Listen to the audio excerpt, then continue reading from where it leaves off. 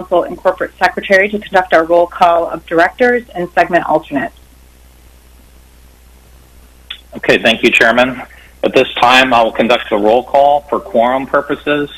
So I will first proceed with the directors in attendance in alphabetical order. Please make sure that your mute button is off and indicate present or here. And then at that point, I will proceed with segment alternates in attendance. Vanessa Anisethi-Para. Present.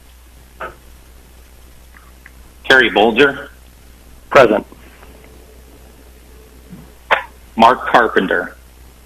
I'm here, Chad. Lori Kobos. Present.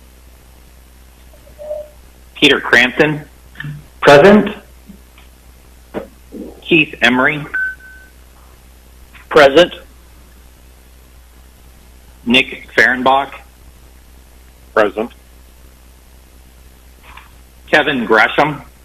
Present. Sam Harper. Present.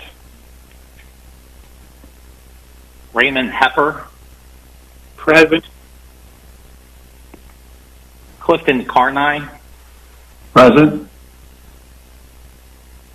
Bill Magnus.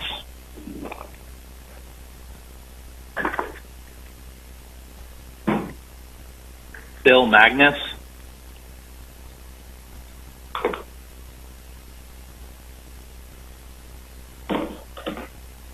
Mr. Magnus, can you indicate present or here? Sorry, present. Thank you. Jackie Sargent. Here. Sally Tallberg. Present. PUC Chairman Deanne Walker. Present. Thank you. We have full participation of the directors in attendance, so we've achieved quorum. I will now proceed with segment alternates in attendance. Kevin Bunch. Present. Mike Kezar. Present. Glenn Lyons. Present.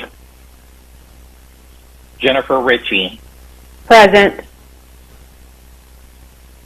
Steve Schleimer. Here.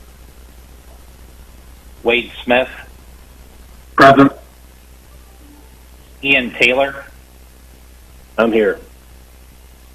Thank you. All segment alternates are in attendance. I now turn the floor back over to you, Chairman. Thank you, Mr. Seeley. We do not have any proxies to announce for this meeting, but I do need to report, and I believe all of you have been notified of this by email, but Randall Miller resigned his position as an independent retail electric provider segment alternate yesterday evening, and so that's effective immediately. As is standard practice, I also just want to highlight to the board that the antitrust admonition is included in the posted meeting materials today. Just a couple of logistics on this teleconference. I just want to remind all participants to mute their phones when they're not speaking to minimize noise issues. Also, it's important that you identify yourself so that everyone listening today, both board members and those from the public, can identify who is speaking, and that'll be part of the recording available for this meeting. Also, just be mindful that there's a slight audio delay on this teleconference, so be patient as we move through the meeting. We want to avoid speakers talking over one another. And in anticipation of the interest in this particular meeting, ERCOT has made arrangements to accommodate a larger number of viewers of the webcast than normal. So if for any reason you're having issues with webcast, please contact Swaggett Productions if that number is available at the bottom of the agenda. And if we do experience any significant technical difficulties, we'll pause the meeting to the extent needed. Thank you for your patience with those issues. The reason for this urgent meeting, ERCOT has provided a summary. It's in a notice of February 24th, 2021, urgent teleconference meeting of the ERCOT Board of Directors. It was filed Monday, February 22nd, 2021, in project numbers 50664, 27706, and 51812 at the Public Utility Commission. I want to acknowledge the public comments we received. ERCOT provided instructions for advanced written public comment on the agenda items for this meeting. That was posted on February 19th, 2021, last Friday. ERCOT has received a number of comments through yesterday's deadline, and they were circulated to the board members for your review. There's also a summary of the comments that are posted under Agenda Item 3 for this meeting on the website. Just a reminder to those of you who are listening, the materials for this meeting are available on the ERCOT website. A couple things about the comments. They range a number of topics from high energy bills, disparities in how outage areas were handled, vulnerable residents affected by the outages, winterization of power plants, federal jurisdiction of energy, and a host of other topics. The staff is going to continue to forward to the board any additional comments that are received. And if anyone from the public is joining us today, just please be assured that there's a tremendous interest in getting answers to what happened, and there'll be future opportunities to receive updates at future board meetings, social media, and the website. And I'll talk a little bit more about additional public comment we've received later. Finally, just in terms of the introductory remarks here, just a ratification reminder. Our bylaws require the board to ratify any actions taken at an urgent meeting by teleconference at its next regularly scheduled meeting. And with those announcements, I'm going to move to Agenda Item 2, reviewing the February 2021 urgent extreme cold weather event. And let me just begin. We have a presentation that's available on the website from CEO Bill Magnus that we'll walk through and have an opportunity for the board commissioners to ask questions and provide comment. And before we do that, I just want to make a few introductory remarks. First of all, I want to acknowledge the pain and suffering of Texans during this tragedy that continues for many, even after the power was restored last week. I've had regular interactions with fellow board members and ERCOT staff during this emergency, and I know all of our hearts go out to all of you who have had to go without electricity, heat, water, medicine, and food during frigid temperatures and continue to face the tragic consequences, in some cases, the loss of a loved one. Many of the organizations represented on this board that make up the electric industry, including operators of power plants, electric lines, and customer service centers, worked around the clock to restore power for over 4 million Texans. Crews worked in difficult conditions to arrange new fuel supplies, repair damaged equipment, and help vulnerable customers. ERCOT staff tirelessly worked as the air traffic controller under extreme conditions to stabilize the electrical grid with sustained record demand for electricity and supply shortages. This was and continues to be a massive effort by all involved. Before we move to the presentation on this event and learn more about this, I want to also address the significant public comment and media inquiries that have been received.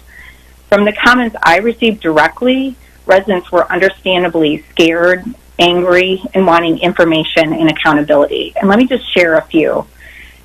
Early on, after the first day of the outage, Lori wrote about her elderly parents with health conditions facing freezing temperatures in San Angelo.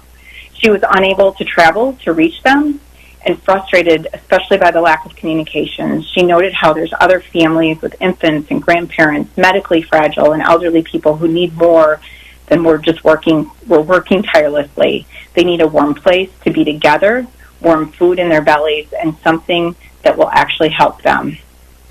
I also heard from Jessie regarding power outages in Dallas. I'm listening to a single mother in the apartment below me cry her eyes out as she can't feed her child and keep him warm. I just want to acknowledge and thank the people for reaching out to us. These are heartbreaking situations that people face, and the concerns that I know all of us think about every day and night.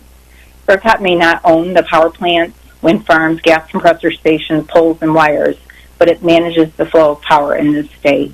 And when there is an emergency and it is unavailable, it is life-threatening, particularly for the most vulnerable. Our meeting today is the first opportunity to address the public on the board's response to this tragic situation. Today, we're going to begin the process to examine what happened and better understand the role and decisions by ERCOT to prepare for and respond to this extreme weather event, the massive loss of electricity generation, and the ensuing energy and humanitarian crisis. We're going to hear from ERCOT CEO Bill Magnus, the first comprehensive accounting of events that transpired last week. This will provide an opportunity for the board to ask questions in its oversight role. I think we all share the public's concern and demand for answers, and the board will have an important part in this process going forward. I also want to acknowledge the numerous investigations launched by oversight entities at the state and federal level. There probably will be more to come. As Texas moves forward to determine causes and lessons learned, ERCOT will be a key source of information and data for these investigations. And we welcome the scrutiny and pledge to be transparent. You've seen that the unaffiliated directors and the segment director, now segment alternate, are resigning. It will be effective at the adjournment of our meeting today. We're here today because we felt it was important to be part of the process to begin to evaluate what happened. With a thorough understanding of the causes and solutions and the right follow-through, I'm confident that Texas can lead the nation in investing in infrastructure and emergency preparedness to withstand the devastating effects of severe weather in all seasons. Now I'm going to turn over to Bill for his presentation, and I'll ask Bill that if he could pause after each slide, and we'll open it up for commissioner and board member questions at that time. And then we'll also have an opportunity at the end of the presentation for additional questions and comments. With that, I'll turn over to Mr. Magnus.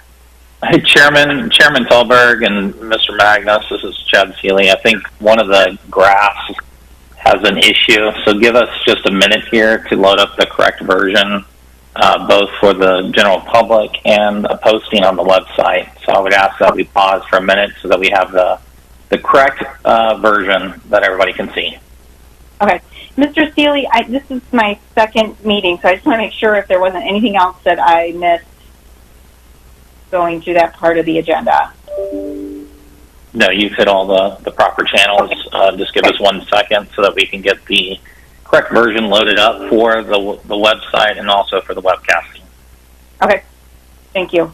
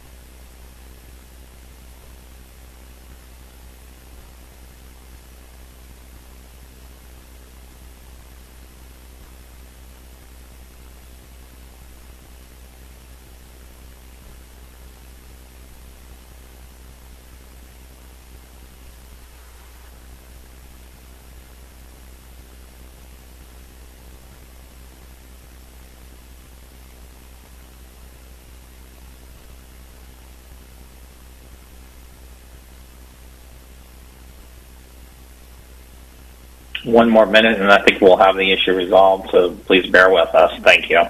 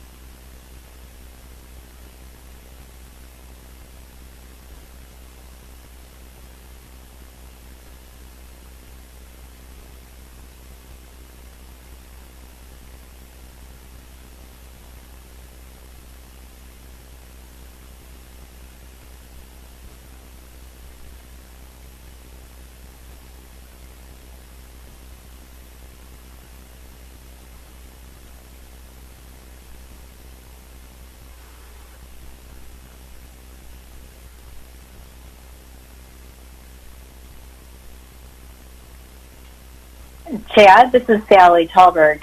I am just wondering, are we permitted to take items out of order, and could we take up items 2.3 on the financial matters, or do we need to wait? We get an update. I think it would be helpful to just wait another minute or two so that we can get the correct version of the presentation. I recognize that, there's a pause here, but I think it's important to get the correct version up and post it on the website. So bear with us another minute, and then we can decide. Okay.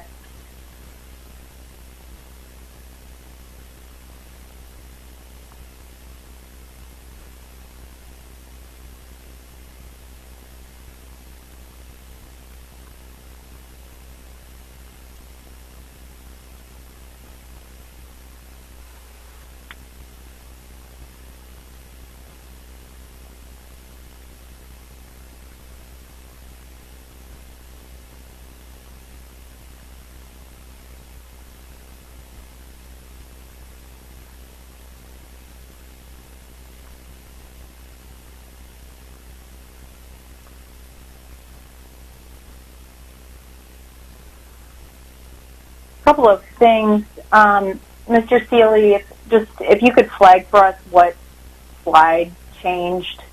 I know the board members had the materials shortly before the meeting. That'd be good to flag for us. Yeah, there's no fundamental changes. There's some graph lines that are missing on the version that was posted, and so we're trying to get those graph lines. The content is all there, but without the graphical representation, you lose some of the context. So we're updating that to, Okay, I think I know which one it is, and we can flag that as we go through. I guess while we wait, I'll pause to see, or just provide an opportunity if there's any board member that wants to make any introductory comments before we hear from Mr. Magnus on the CEO's presentation. Hi, Sally. This is Vanessa Nisetti-Para, board member and Vice President of Regulatory and Compliance for Just Energy. I would appreciate a brief moment to make a statement, if that's okay. That'd be great. Thank you. Thank you. And certainly I'll wait for the board, for the staff to go through their slides, and I'll hold some of my questions. But I thought it'd be a good idea to just indicate that I am speaking on behalf of Just Energy, which is one of the largest retailers in Texas, with offices in Houston and Dallas and hundreds of employees in the state of Texas. Also wanted to clarify that under the ERCOT bylaws, I serve as the elected voting director for the Independent Retail Electric Provider segment, and I have served on the board since January 18th of 2021, or 5 weeks now. This is an unpaid position for the term of 1 year, and therefore I am not compensated by ERCOT or the state. I'd also like to indicate that I empathize with all of the Texans affected in the weather event that occurred in Texas last week, and certainly appreciate all of the work that is being completed by the legislature, the Public Utility Commission of Texas, and ERCOT to mitigate future events and protect Texans. This event has had an immediate impact on consumers, as well as a devastating financial impact on the retail energy community. Retailers simply cannot afford to pay artificially prolonged high wholesale prices, especially at the 9,000 megawatt cap, which I understand is being addressed during the presentations, and again, appreciate that. I recognize that there's several investigations and hearings underway by the legislature and Public Utility Commission to comprehend the impact and find some fair solutions. And again, I just wanted to say that I truly appreciate all of the efforts of the governor, as well as everyone that's involved. Further, I understand that these investigations take time, and questions with regards to further and possible solutions will come out, during these investigations. So I will reserve my questions until appropriate, but just again wanted to share my empathy for all affected in the weather event from last week. Thank you, Ms. Nisetti-Para. Anyone else want to make any introductory comments?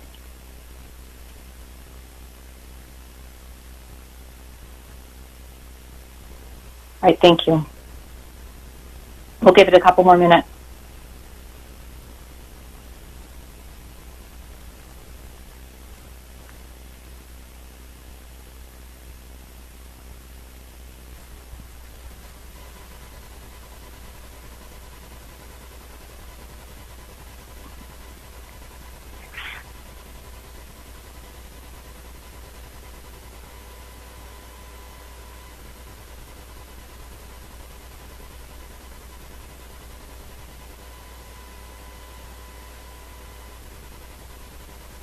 Okay, Board Chair, we do have the correct version loaded up now on the streaming webcast, and we are updating it on the website. So people will have to refresh their browser to get the correct version. Again, the only issues were with respect to a minor typo, and some of the graphical lines were not showing up, so we replaced those slides so that you can see the full graphical lines. So this time, I'll turn the meeting back over to you. All right, and Mr. Magnus, are you ready? Yes. Okay. We can pull up the presentation.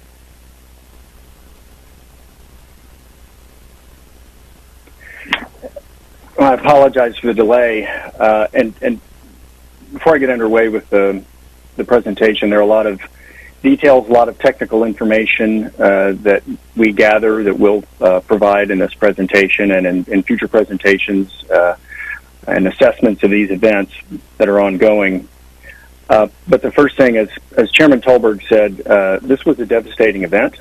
For those of us who make our way in the power industry, especially devastating, because I think the people who work for all the various companies, whatever segment they're in the electric industry, understand that power is essential to civilization. It's essential to our ability to live our everyday lives in the modern world, and the extent of the outages that we will discuss during the presentation that we saw last week that ERCOT ordered in order to preserve the integrity of the system so that we could control an incredibly difficult situation and bring us back to a place today where we have power and our markets are operating in the way they were before the emergency event.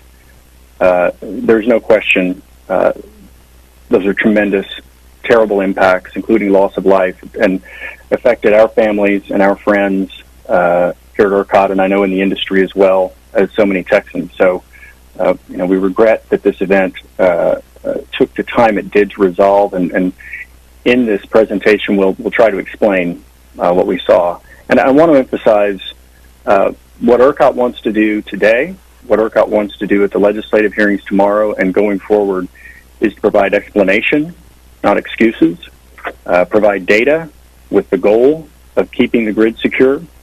That ultimate goal, has to take into account that what we saw here required actions that, while consistent with the practice of keeping us out of a blackout, consistent with maintaining our ability to bring the power system back to a place where we could provide normal services as we have today. There's public safety issues we have to take into account.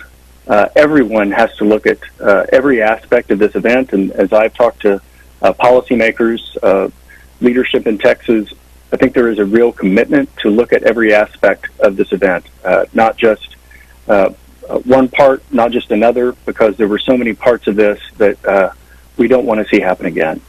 So we want to be a part of that review, and again, plan to provide information and data to that extent.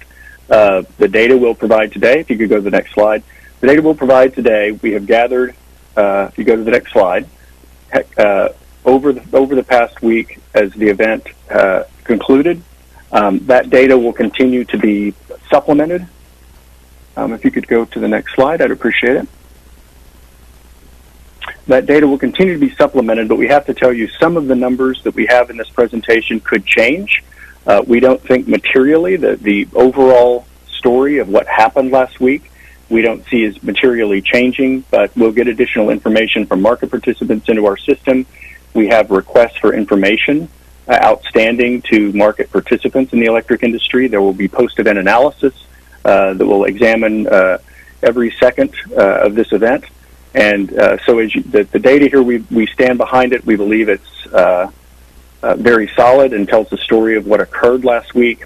But just want to note that if you see a different number in a column as we continue to gather data, that's a possibility.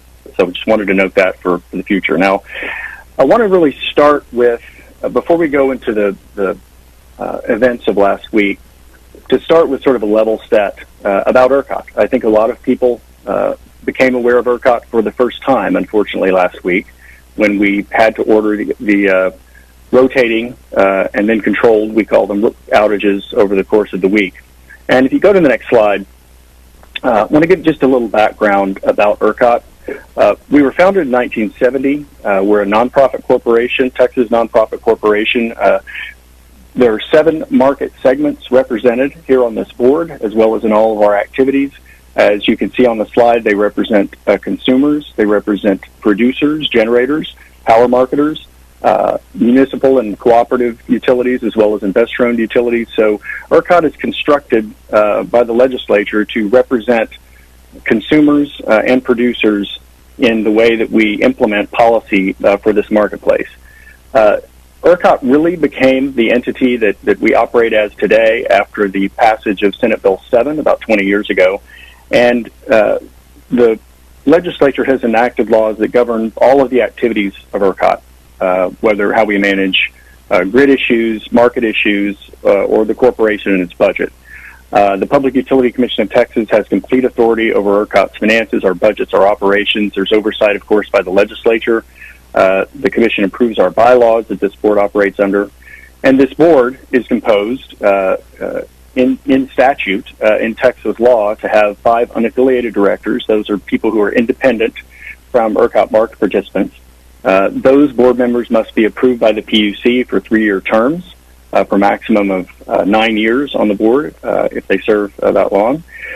In addition, there are 8 directors for each that are elected annually by the market segments. As Ms. Anasetti-Para said, the segments elect their directors to represent their part of the industry, and those each serve 1-year terms. Then representing commercial and residential consumers is the Office of Public Utility Counsel. Public Counsel Laurie Kobos is on our board, as well as myself, the Chief Executive Officer, and the PUC Chairman, Chairman Walker, as a non-voting member of this board. To go to the next slide, the role that ERCOT plays in the Texas electric market is as outlined in the state law, that is Public Utility Regulatory Act, Section 39-151, is system reliability, facilitating wholesale competitive markets, making sure there is open access to transmission for various generators who want to be on our system, and facilitating a competitive retail market. Now, what do those things mean practically? On the electric reliability side, we serve, as Chairman Toller already mentioned, as sort of an air traffic controller. We don't own generation or transmission, but we are seeing the entire system and managing the entire ERCOT system in the sense of letting transmission and generation entities know when they need to run and when they need to stop running to maintain grid reliability. And that is something that we're doing 24 hours a day, 7 days a week in all conditions. The competitive market components of ERCOT, we act as a billing, collections, payment agent. The money that goes through the market flows through ERCOT to the market participants, and we serve that billing and payment agent function. On the competitive retail market, we do not participate in the competitive retail market. There are no customers served by ERCOT in Texas. Our main process is to manage switching by customers between retail electric providers. We manage the flow of power on a system that serves about 26 million Texans. That's about 90% of the state's electric load or demand, about 75% of the land mass, but about 90% of the demand. There's over 680 generating units in the system and over 46,500 miles of transmission lines that we're overseeing 24/7 every day. And this next item, probably the most fundamental job that ERCOT has, is to maintain the electric system at the frequency of 60 hertz. Now, what does that mean? An electric system has to keep supply and demand in very close balance at all times. While we're now seeing some developments of energy storage, for the most part, electricity has to be produced and consumed simultaneously. It is not kept in inventory. And if the balance of supply and demand get too far away from one another, that's when you can have the danger of blackouts. And when we say a blackout, we mean a blackout that could keep the system down for an indeterminate amount of time. And we'll talk more about the details of how that process functioned during the emergency last week. But that fundamental role of keeping the system balanced at 60 hertz so we maintain its security is probably the number one job. On the financial side, on the wholesale market, you'll hear from some of our folks today about the financial impacts of what we're seeing out of the emergency. We provide settlement services for nearly 8 million, or rather, we provide settlement services for the wholesale market, and then retail switching management for about 8 million competitive choice customers. All right. The next slide, I want to focus on some things ERCOT does not do. As there's been a lot of discussion during the event of what ERCOT is doing, we need to be clear that we do not own, operate, or have any enforcement authority over any electric generation facilities or any electric transmission or distribution lines or substations. We are working every day, 24/7, with the owners of those resources to oversee and manage what is going on the overall grid. But we don't own those assets or control them. As I said, we don't send bills for retail electric service to residences or businesses. We're not in the business of providing power to end users. And we don't control or operate electric service to local areas, to neighborhoods or individual premises. The poles and wires companies, transmission and distribution companies provide those services to their customers. We don't establish pricing or rates for retail electric customers. There are market structures in place that policymakers have chosen, and we need to implement in pretty sophisticated computer systems to manage the large amount of transactions that go through, but we're not setting prices. And we don't have any direct relationship with customers or direct customer relationships with the public because we are dealing primarily with, in the wholesale market, the generators and the transmission companies, and working with them to keep the grid secure. On the next slide, just on issues of sort of ERCOT governance and how we're managed, our budget is approved by the board and the PUC on a biennial basis every 2 years. We're funded by a system administration fee. That fee is currently 55.5 cents per megawatt hour. We note here 1 megawatt of electricity produces power for about 200 Texas homes during peak demand. And the average cost that is ultimately passed along we bill this to wholesale participants. And when that's passed along, it averages out to about $7 a year for residential households. And again, we don't set consumer rates. Those are set either by regulators or by the companies that sell the services, both for generation and for transmission. So next slide, I want to just to sort of wrap up this overview, show you, where the power in Texas comes from. We have a very balanced portfolio of generation resources on our system. It is listed here, and natural gas leads the way with over 47% of the installed capacity to produce power in Texas.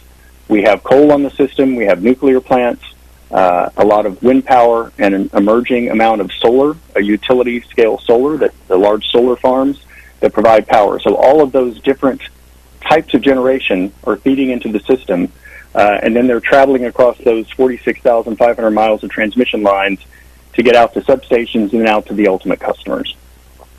Now I want to go into the review of the emergency events of last week.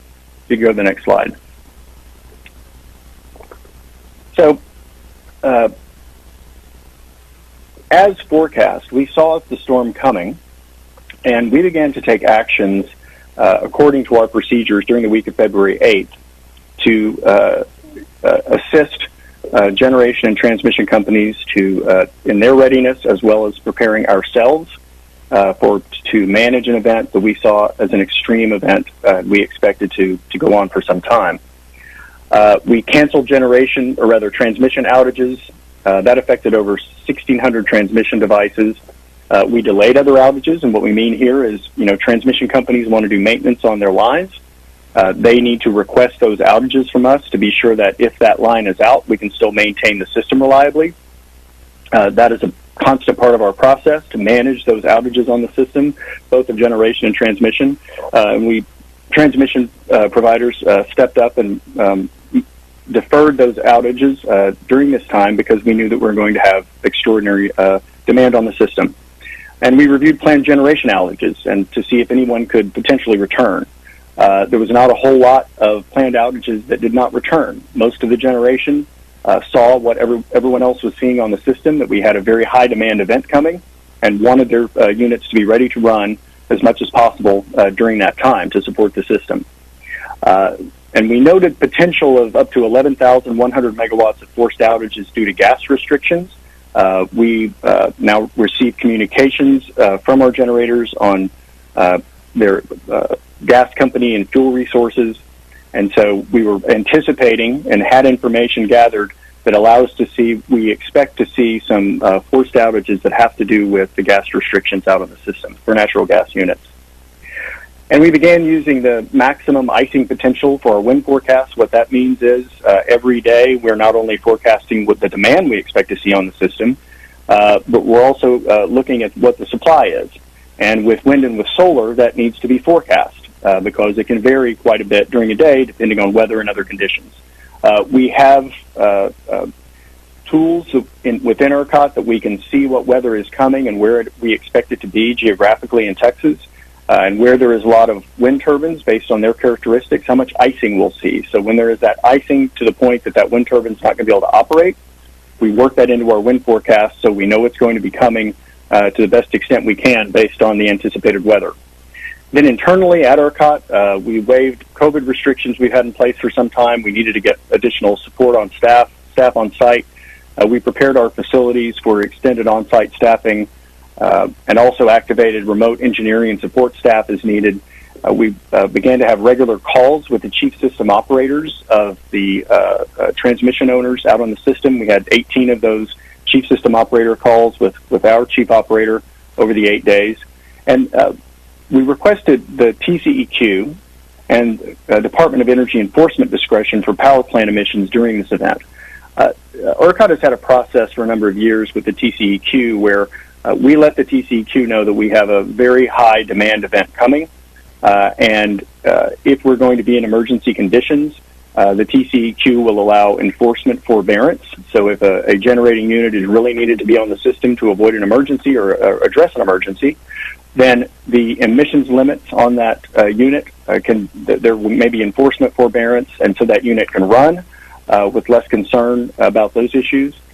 In this instance, for the first time, with Governor Abbott and Senator Cornyn's assistance, we applied for and very quickly received an order from the Department of Energy. These are very unusual emergency orders, but we were telling the Department of Energy that we really needed all the generation we had on the system. The DOE granted that order and enabled generation owners to opt into that, and if they had EPA emissions limits that needed to be exceeded for the time of the emergency, that this enabled them to operate to give us the maximum power they had available. In addition, the Texas Railroad Commission took action ahead of the event, I think on Friday the 12th, to issue an emergency order that changed the natural gas priority rules that they have. In the winter especially, the first priority for allocation of natural gas is to residential customers, and there is a great deal of gas heating which causes, that amount of gas that has to be used for residential heating drives a lot of the supply issues that we have in the winter that are not as common in the summer, where there's not so much gas air conditioning out there. So the Railroad Commission recognized that this is going to be an emergency condition. All hands needed to be on deck, and they took the priority of electric generation up higher in their priority rules, so we could address as much of that as possible during the emergency condition. I filed an affidavit supporting that gas priority change with the Railroad Commission, and that order was granted on Friday, the 12th. So all the available generation we had was online as of February 14th on Sunday going into this. And all of these actions have been taken on an operational basis to try to make sure everyone was ready and available. You go to the next slide. And want to talk some about the communications that was going on around this. And back on November 5th, our meteorologist issued his winter outlook for market participants and the public, looking, sort of long-term into the winter, noting a very good chance of an extreme cold weather event during 2020 or late 2020 and into 2021. On November 5th, you can't know exactly what that system is going to be or exactly when it's going to hit, but we saw that the weather conditions did bode well for something large and extreme on the system sometime during this winter. And we tried to notify market participants and the public through our postings that's what we were seeing for the winter time. On February 3rd, our meteorologists warned market participants and the public that we'd see the coldest weather of the year, and those weather updates continued on our website. Our meteorologist provides an update every day on our short-term weather forecast, and so we're moving away from sort of longer-term outlooks for the winter and into more real time. And so on February 8th, we issued an operating condition notice. What that means is we were telling the entities that we communicate with, the generators and the transmission owners, that we expected extreme cold weather. We posted that on our public website. When we issue those operating condition notices, we be sure to share them with the Public Utility Commission so they're aware of what we're seeing and what we're telling the marketplace. And that communication, the communication we do every single day that is critical to the functioning of what ERCOT provides on the system, is primarily focused on talking to the people who are managing the assets on the grid. So communications with transmission owners who we work with generators, with people who are participating in the marketplace, because most days those are not as high-stakes communications, but they're really focused on the market participants. And there is a very clearly set out stages of those communications, so market participants know what to expect, and when they see them, they know how to react. So February 8th, we issued that first operating condition notice. I know on February 9th, the board had a meeting. I mentioned at the top that we were seeing the cold weather coming. We anticipated we would be prepared, and didn't really go into a whole lot of other detail because we had already started the communications that you board members are aware of that we do with the market to try to promote readiness all through the system. On February 10th, sort of the next step up, sort of like warnings and watches and, increasing levels of concern, we issued our advisory, again on extreme weather, posted on the public website, and issued grid condition updates for market media representatives. That is those people who work at the various companies in the market who will be addressing the media so they would know what we were seeing coming the next week. On the 11th, that was stepped up to a watch for a cold weather event. We made hotline calls to market participants. We put out a notice to market participants, and we posted that on our public website as well. Produced a news release on extreme weather that was expected, and did outreach through our social media channels. On the 12th of February, that Friday, same day the Railroad Commission met, the Texas Energy Reliability Council began to have daily meetings. The Texas Energy Reliability Council, or TERC, is a very valuable organization because it brings together electric and gas industry. So there were a lot of issues around gas supply through this event, and leadership people from those industries, including a representative of ERCOT, began daily meetings that went throughout the event to prepare and compare notes. On February 13th, the governor issued a disaster declaration, and the State Operations Center was stood up. There was a news conference there, and we also issued our conservation alert the following day. But during the news conference, Chairman Walker, Chairman Craddock, the governor, Nim Kidd, the Chief Nim Kidd, the head of the State Operations Center, Department of Emergency Management, myself, addressed the various issues we thought we were facing. We were urging conservation, that we saw something very serious coming, and that we could see, because of the huge demand we expected on the system from the storm, the supply of energy be outstripped by the demand. Then on the 14th in the morning, we issued the conservation appeal. We put out news releases, did social media. We had a media briefing that day to try to emphasize the point that conservation was going to be very important because of the major demands on the system we expected. And before I leave this slide, one note, the State Operations Center and Chief Kidd in particular really played an invaluable role. They always do, but we were able to coordinate on a lot of problems that arose through the event with the State Operations Center, in particular with Sean Hazard from the Public Utility Commission, who I'd really like to thank, and bring to bear the resources that the State Operations Center and the state of Texas did bring to bear during this emergency. That was extremely helpful, as it always is, but in this event in particular, I'd like to thank them for their service. Okay, let's go to the next slide. So before I get into the details, just the overview of this event. Record-setting, sub-freezing temperatures, wind chills all over Texas. And as you know, at ERCOT, we often say, in summertime, and this is true in winter too, there are a lot of events that can be managed, fairly easily. If you may have extreme weather in one part of the state, but the weather system is not everywhere, so it doesn't increase the demand everywhere in the state in the same way. As this storm developed, we saw, and before it came in, knew that it was going to go, tip to top of Texas. And that is unusual when a storm can cover the land mass of ERCOT with these sub-freezing temperatures and wind chills. We saw approximately 48.6% of generation forced out at its highest point due to the impacts of the various extreme weather conditions. We'll go into a lot more detail about that in the following slides. The controlled outages were implemented to prevent a statewide blackout. And we'll go into a lot more detail describing why we called those outages and the challenges they pose to the system.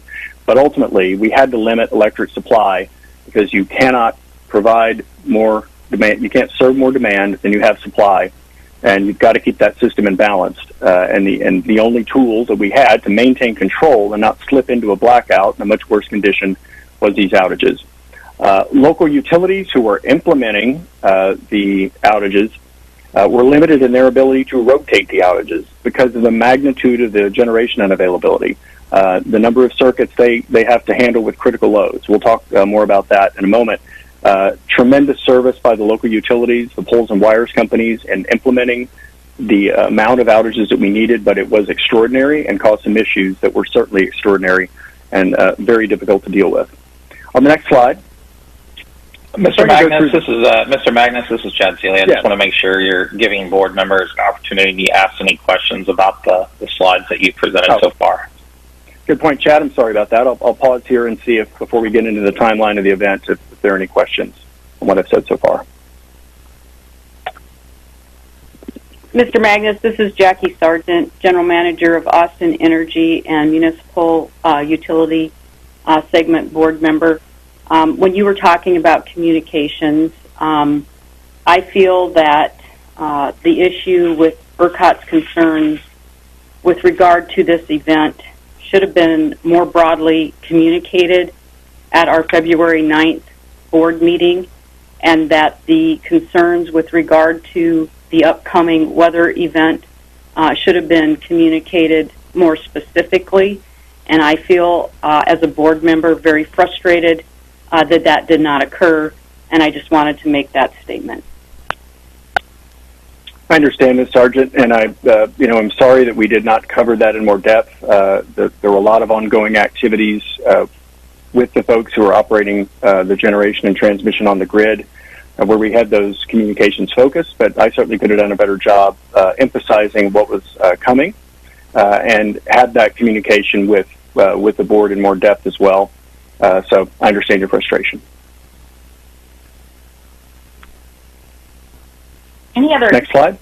Oh, I'm sorry. Any other questions? Yeah, just pausing for a moment to see if there's any other questions or comments. This is Sally Halbert. All right. Thank you. Okay. We can go to the next slide. So this is a timeline of the beginning of the event. So it starts at 8 a.m. on Sunday. We did issue the conservation alert and the media appeal. The reason we issued that on Sunday was we did not want to issue a conservation appeal too far ahead of an event, because people will remember to conserve if it's coming right at them. If those sit out there for too long, our experience has been that the communication is less effective. So we issued that on Sunday, the 14th. At 10 a.m., the Texas Energy Reliability Council met, strong focus on gas supply concerns and issues that we anticipated as the storm began to roll in. At 1 o'clock, there was a State Operations Center update, news conference, forecasting emergency operations at 2 o'clock that day that we held. At 3:17, we had a watch in effect for projected reserve capacity shortages. By 5:19, there was freezing precipitation that forced transmission outages. Those transmission outages were managed by the transmission owners as well as the ERCOT control room operators, and did not become a large event in the scheme of things, but that was a concern as we got going early. There were wind chill warnings issued as the afternoon came in. This is really when we started to see the storm blow in. And at 7:06 p.m. that night, we set a new winter peak. So more electricity was used on the ERCOT system on a winter's day than had ever been used in history. So the system was supporting the highest demand that we had ever seen in the winter. And we got through that peak, and we were anticipating the morning was going to be very difficult. When we communicated that we saw supply being outstripped by demand, we saw that for a period on Monday morning in our forecast and on a period on Tuesday morning in our forecast. But what we were seeing at that time, we believed we could manage with rotating outages that were not extreme, that would be instituted over a morning peak as energy usage came up in the morning, and then they would be able to end when that peak went down a little bit later in the morning. Same thing on Tuesday morning. Based on the forecast we had, we didn't anticipate emergency conditions for those times. And so we got past that evening peak on Sunday night, and we looked like we were in decent shape, knowing that we had a whole lot more coming at us as the morning peak ramped up. But around 11 o'clock, we started to see challenges. A lot of generation began to drop off, and as the storm system was blowing through the state, and one generator after another reported that they were tripped off, they were not able to operate, and then pretty quickly, we called a watch at 12 a.m. That we had reserves less than 3,000 megawatts. That's when we know we're beginning to have serious trouble. Then at 12:15 a.m., we went into energy emergency alert operations level 1 because our reserves went below 2,300 megawatts. At 1:07 a.m., we went into level 2, and then very quickly thereafter, at 1:20 a.m., we went into energy emergency alert level 3, and we instituted rotating outages of over 10,000 megawatts, which is a very large amount to institute in the scheme of things. ERCOT orders those outages. We are seeing the entire system, and in order to maintain the integrity of the system, we will issue those out to the transmission providers, whether Austin Energy, Encore, CPS Energy, CenterPoint, the various transmission providers throughout the state, and ask them to institute those rotating outages. And that's how the outages began that evening. And so ERCOT does direct those orders and then watches the system to see if we can, when we can bring that demand back up. Now, on the next slide, just to drill down into that period when we were really... Yes. Mr. Magnus, sorry to jump in. This is Sally Talberg. I just want to make sure the board members or commissioners don't have any questions or comments on this piece. Sure, I will remember to pause. Thank you. Yes, Mr. Magnus, Kevin Gresham, RWE Renewables, representing the independent generator segment. Just a quick question. Were there, going into the event, or even during the event, but going into the event, were there any under-frequency disruptions that may have tripped generation offline? Yeah, Kevin, we haven't seen that. We've sent out requests for information to generators, and I think we'll be able to confirm that for sure when those RFIs are returned. But from what we've seen so far, we don't believe that the under-frequency relay trips were an issue given the time that we were at the frequencies we were. So we don't see evidence of that at this point, but certainly as we gather more information at a detailed level, we'll be able to confirm whether or not that was an issue. Okay, thank you. Anyone else on this one?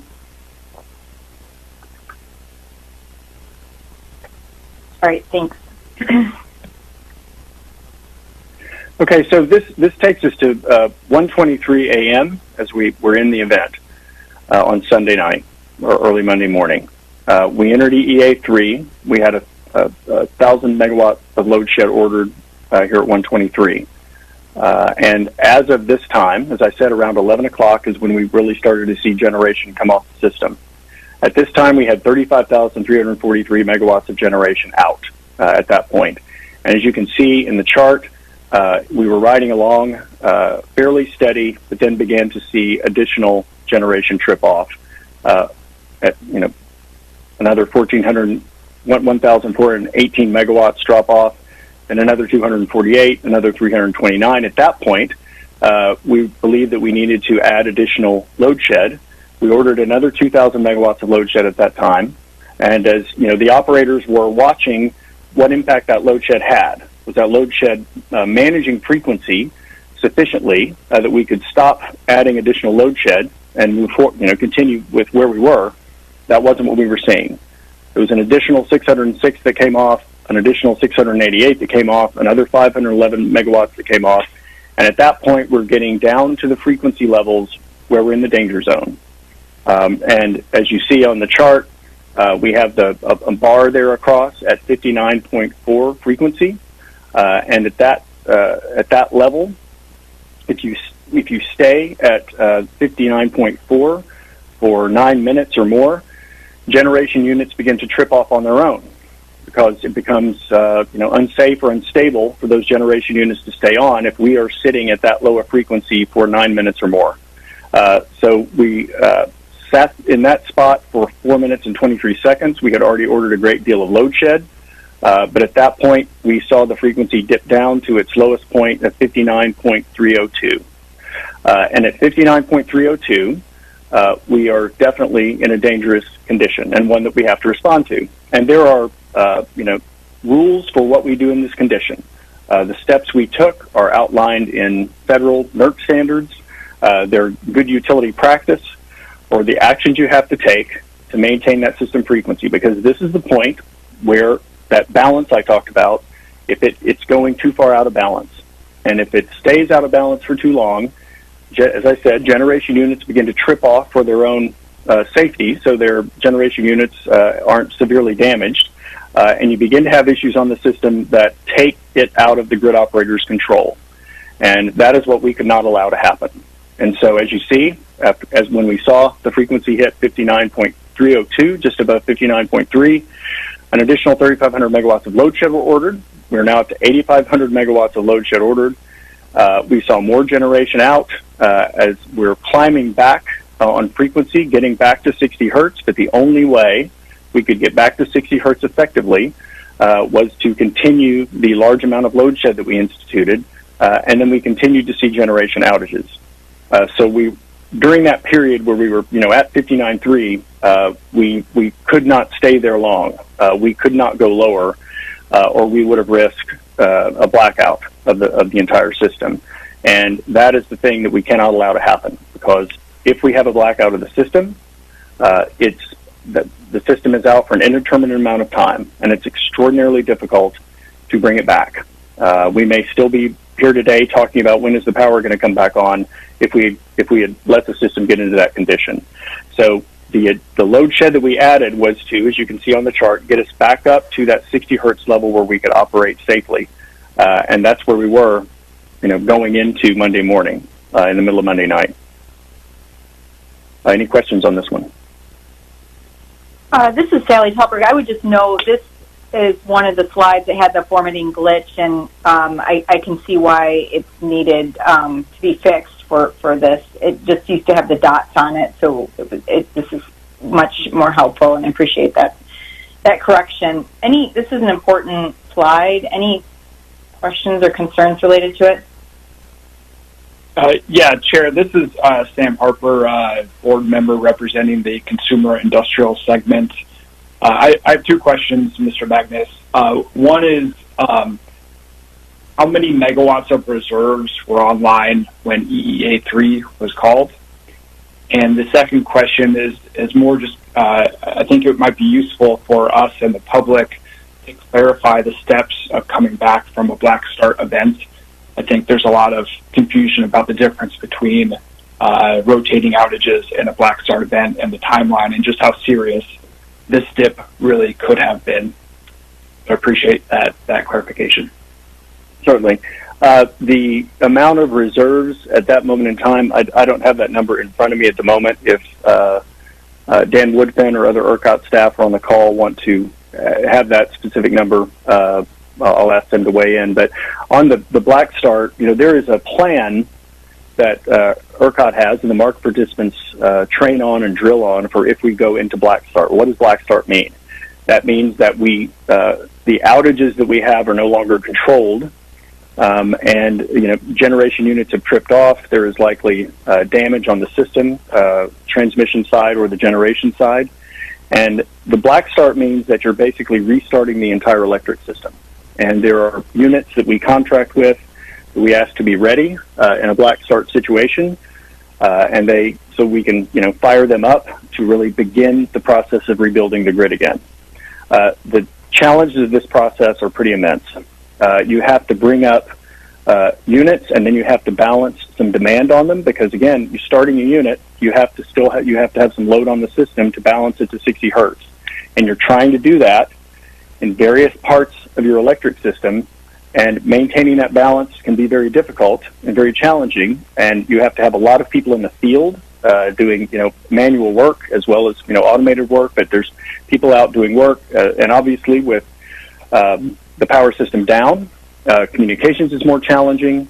So we have plans to take this on. We have never had to do this.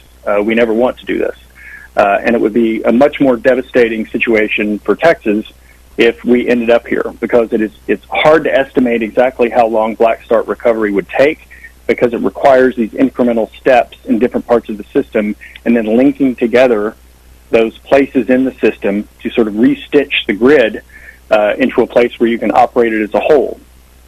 So avoiding that situation is why we take the outages, because when we take enough demand off the system, even if we've lost a lot of generation, we can continue to match it. We can continue to operate, around 60 hertz.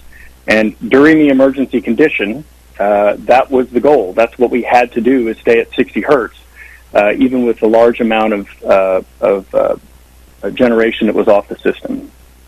So, Mr. Harper, does that answer the question for that part? I'll pause and see if we have that number on the reserves. Yeah, thank you. That's helpful. At the risk of speculating, could you give us and the public an idea of the timeline, the range of timelines that a black start event could take to restore power to all Texans? We have not had to conduct it, but I think it's safe to say it could be weeks. And depending on the conditions that you're operating under, when you go into a black start condition, it could take longer than that. Okay, thank you for that. This is Woody Rickerson. There was 940 megawatts of PRC at that minimum frequency. Woody, Mr. Rickerson, can you please say what PRC is? That's a measure of the reserves on the system. That's the trigger level that we use for the EEAs. Thank you. I just, for the general public and media listening, I think if we can try to keep the acronyms limited, it'd be easier. Thank you for that information. Any other comments on this? I know folks have dealt with black start in other regions. Any other further questions or comments on this slide before we move on?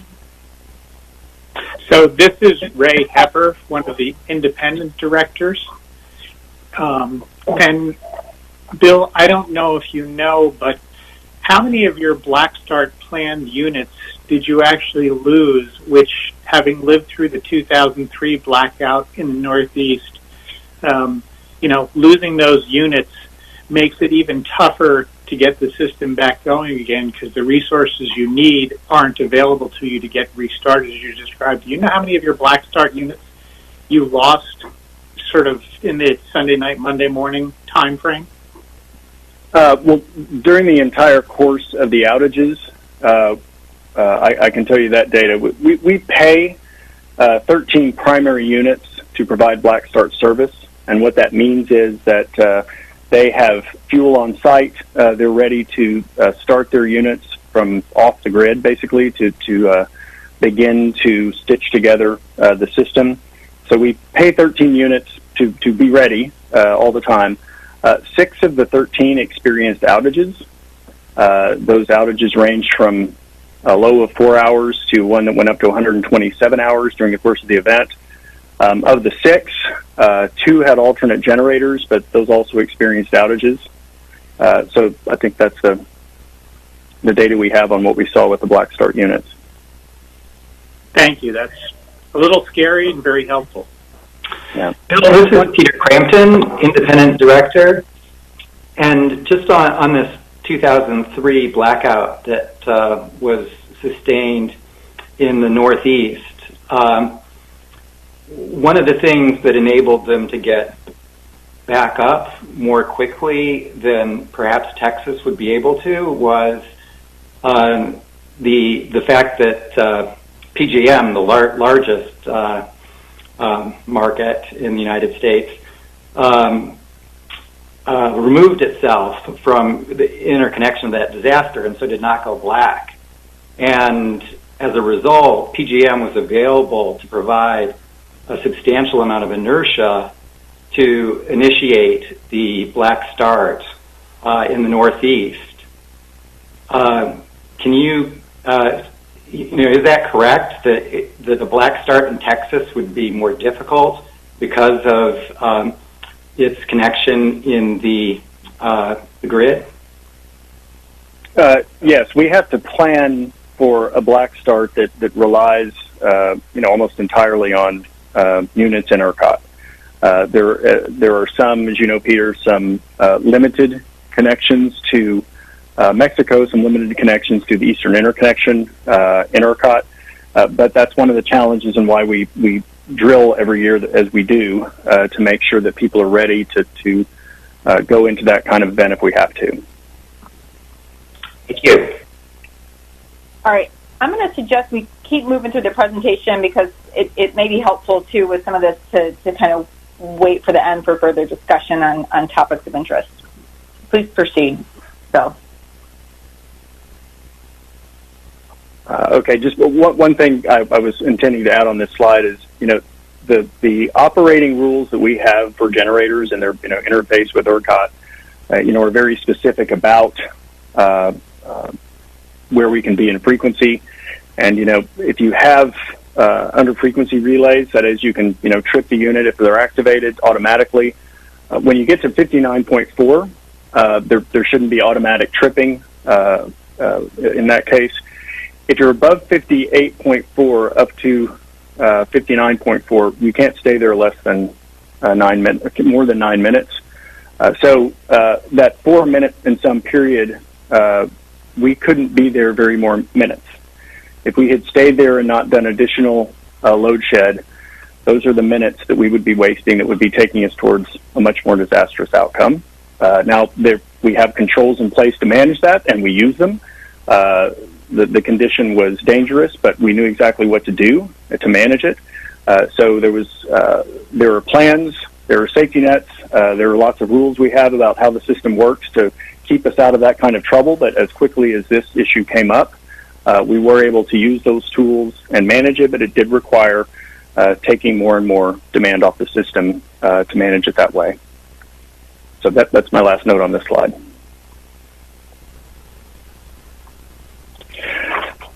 This shows you the generation capacity through the event. That is from the 14th on Sunday out to Friday when we went out of emergency operations.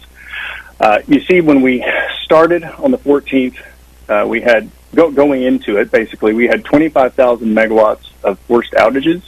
That included about 14,000 megawatts of wind and solar. So going in, we knew, as I mentioned earlier, we had icing on wind turbines. There was equipment that, particularly in West Texas, that's not going to be available to us.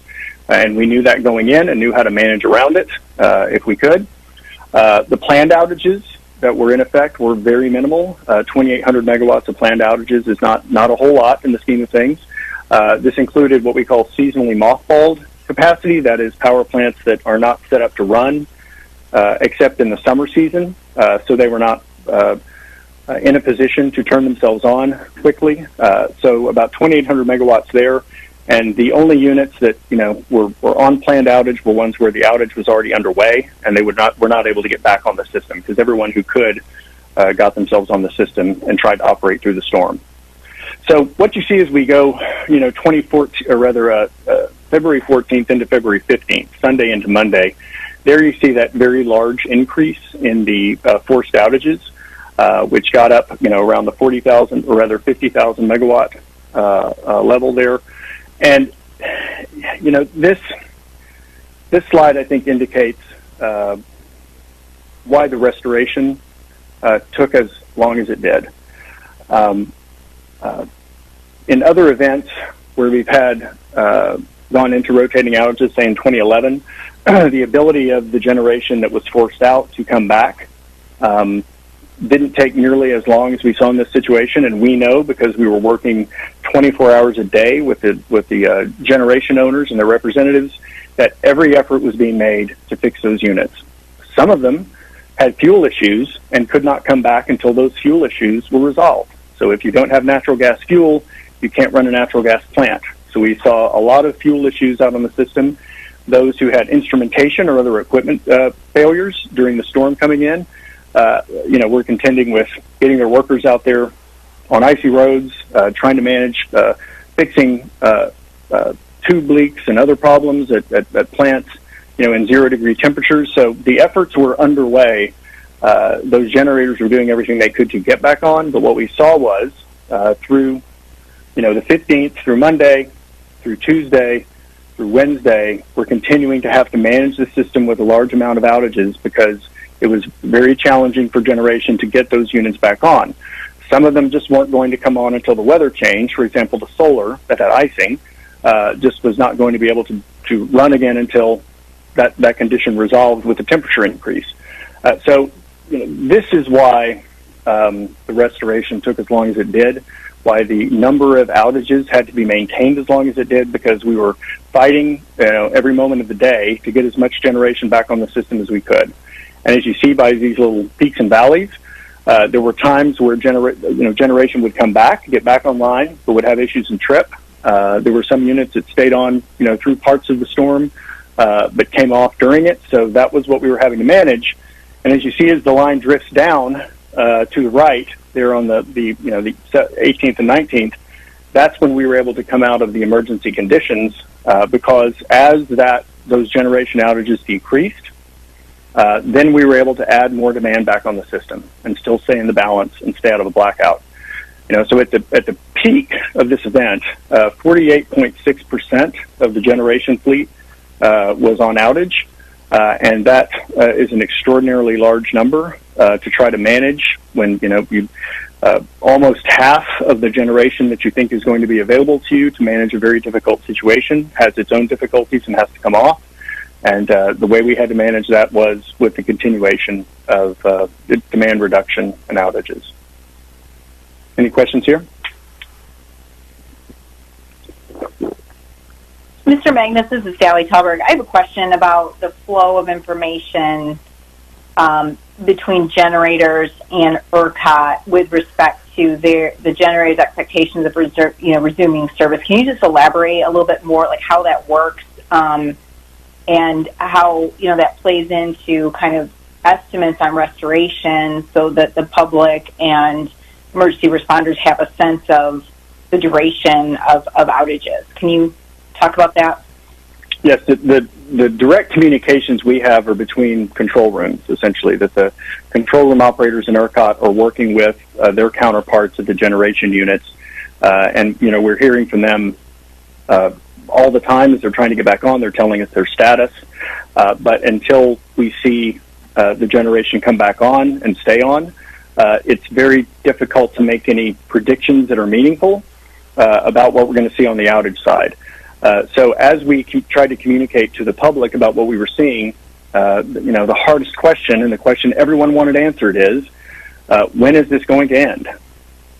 And the answer that we had to continue to give was we are fighting, and the generators are fighting to get these units back on, and as those units come back on, we can reduce the number of outages. And that, of course, was not a satisfactory answer to people who have been sitting in the cold. But that was the reality that we were facing, and we couldn't release the outages until we saw sufficient generation. So what we tried to communicate as we went through the event was, at a maximum, we had 20,000 megawatts of load shed, of demand reduction on the system. And when we had enough generation back that we felt confident we could add back and eliminate outages, we would announce that we were able to go down to, say, 18,000 megawatts on outage. We go down to 17,000 megawatts on outage. Now, with the nature of this event, there were times when either the weather would kick up again, say in a morning ramp, or generation that had come on had other difficulties and had to come back off, and then we'd had to add the load shed back in. And so it was going up and down, which was, of course, extremely unsatisfactory, but that was how we had to manage it in order to maintain the system security during the entire event. So those communications were difficult, and I think certainly the expectation folks had that we could say when this is going to end. It just really was determined by when we could get the generation and the load back in balance. Thank you. Any other questions, comments? Yeah, Chair, this is Sam Harper again, Consumer Industrial Representative. Mr. Magnus, I'm looking at that spike in the early morning of the 15th, Monday morning, and I understand generally what caused that spike, but could you help clarify with any specifics you have, whether generator by generator or cause by cause, the things that contributed to that spike Monday morning in outages? I think we saw very large generation come off. I think if Woody or Dan have any other specific details, but I think we saw some very large generation outage that we had to contend with. And I have more detail as we go into the slides on resource types and what generation we saw from them and at what times. I mean, that might be the best way to sort of show what we were seeing there. Okay, I'll wait for that. Thanks. Okay, thanks. Okay, you can go to the next slide. So this is that slide that shows the generation capacity that was out by fuel type. If you look on the key at the bottom, green is natural gas, and coal is black. You can follow the colors. Nuclear is blue. So here we go, starting the 14th on Sunday at midnight, and we had at that time, just start with natural gas, a little over 10,000 megawatts out. And then as we've discussed in prior slides, we saw this spike as the storm blew hard into the state. And we had, an extreme increase in natural gas outages that then hung along there around 25,000 megawatts for quite some time. On the wind, the blue line, that shows we had about 15,000 out, as we indicated earlier, going into the event, and sort of up and down on those outages through the event. There was wind power on the system. I think there were days where it was better and worse. Some of the days, we didn't have real high expectations for the number of megawatts we would see from wind in a winter condition like this. But some of the days we got about what we would have expected in normal conditions, and other days I think we saw less, but that tracks those outages there. The black line lower, the coal outages, you see not as high in the beginning, but they really got higher as the conditions remained in effect, and the storm continued to hit Texas all these several days, and sort of those spiked and, I shouldn't say spiked, but stayed at their highest level, through the 16th into the 17th, and then we saw them ramp down as we got through the week. That bar there that sort of is a little square, that is the nuclear bar. There was an outage of one of the nuclear units in ERCOT, which came off there on the 15th, and obviously those are very large units, so when any of those units are lost, it was a significant loss of generation. And nuclear units have a challenging time once they come off. Coming back on, there's a lot of work that has to be done to get them back onto the system, but we had them back there on the 18th, and there were no further outages on nuclear.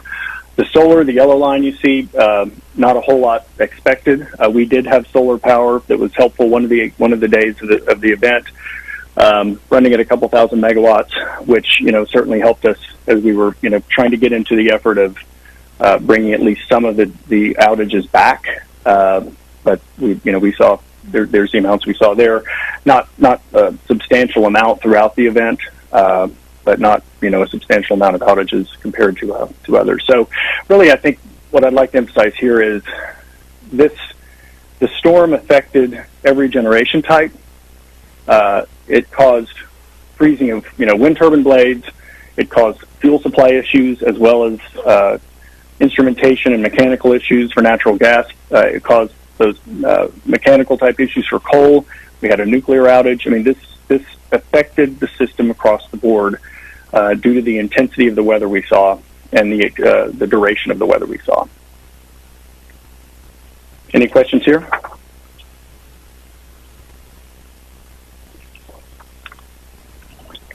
Okay, let's go to the next slide, please.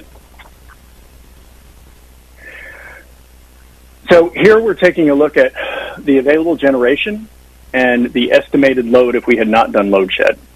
So what we're trying to indicate here is what we had, and since the load shed reduced the demand, it's going to obviously reduce your peak.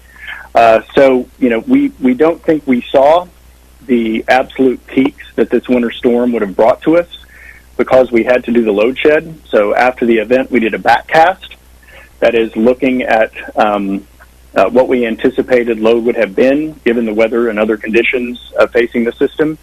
And as you can see in that dotted bar there, that the peaks that we would have anticipated, those are in some instances as high as or higher than the all-time summer peak of 74,820. Texas has never come anywhere close in the winter to using the amount of power that would have been on the system if we had not had to shed load. And, basically, when you have that green bar of generation at the level it was and an anticipated demand where it was, that's basically the amount of load that we could not shed, that we could not serve without additional generation on the system. And then if you go to the bottom, you see the outages there and the amount of those, and that, fairly well matches the amount we had to take off the system in order to maintain stability on the system, given the number of outages we had and the weather we experienced. Any questions? Hey, Bill. Yes, sir. This is Clifton Carni with the cooperative segment.